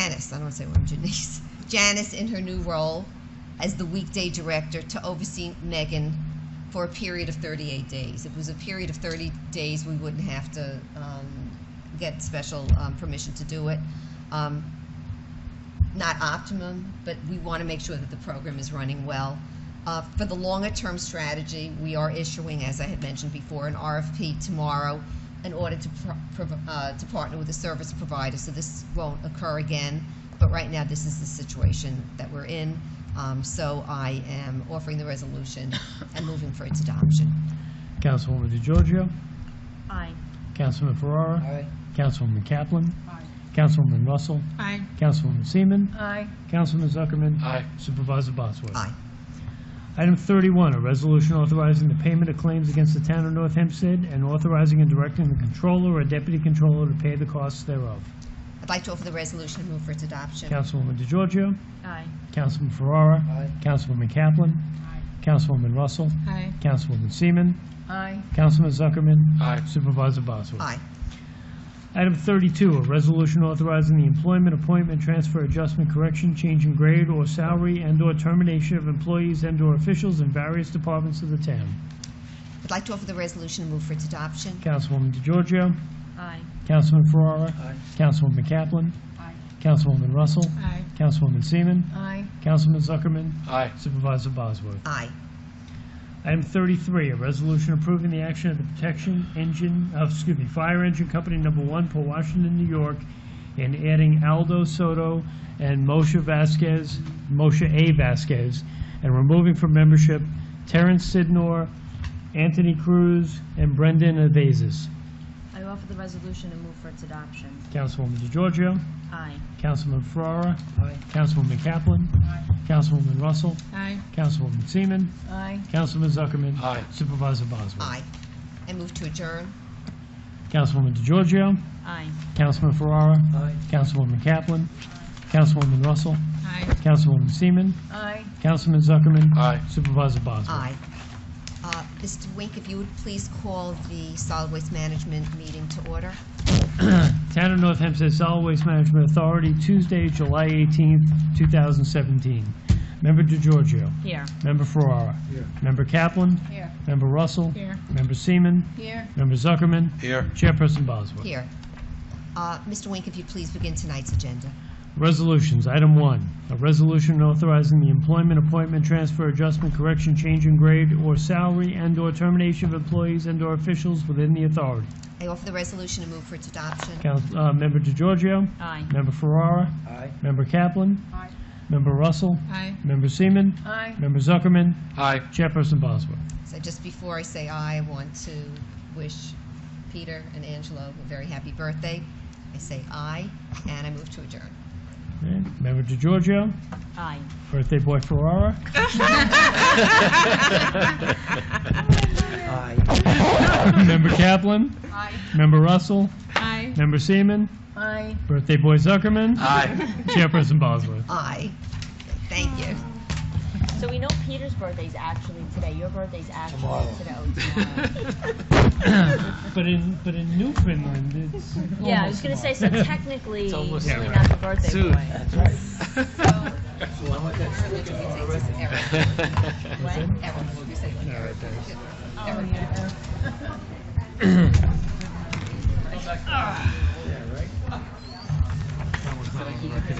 Thank you.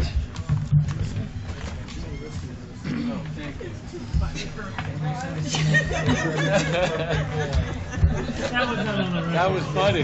That was funny. Liz, he emailed me twice during the meeting. No, it's like thank you. You know, he has to give a report. I know, and so when I pulled his driveway, Lance was there, he got out the car, like, What it is. he's outside, it's me, it's me. Can I help you?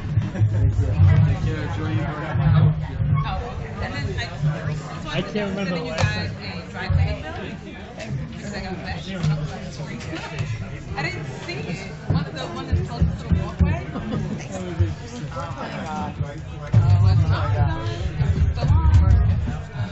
And I saw the other one. I was like, oh, it's not coming out.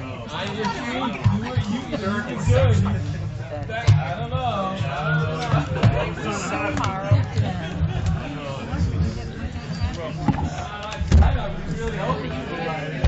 Engineer told him if he didn't do it, he wasn't going to get his permit. Viviana's not allowed to go.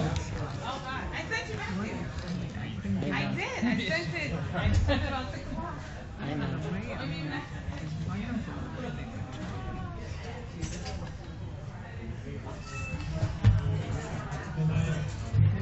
They didn't speak to him. Was he?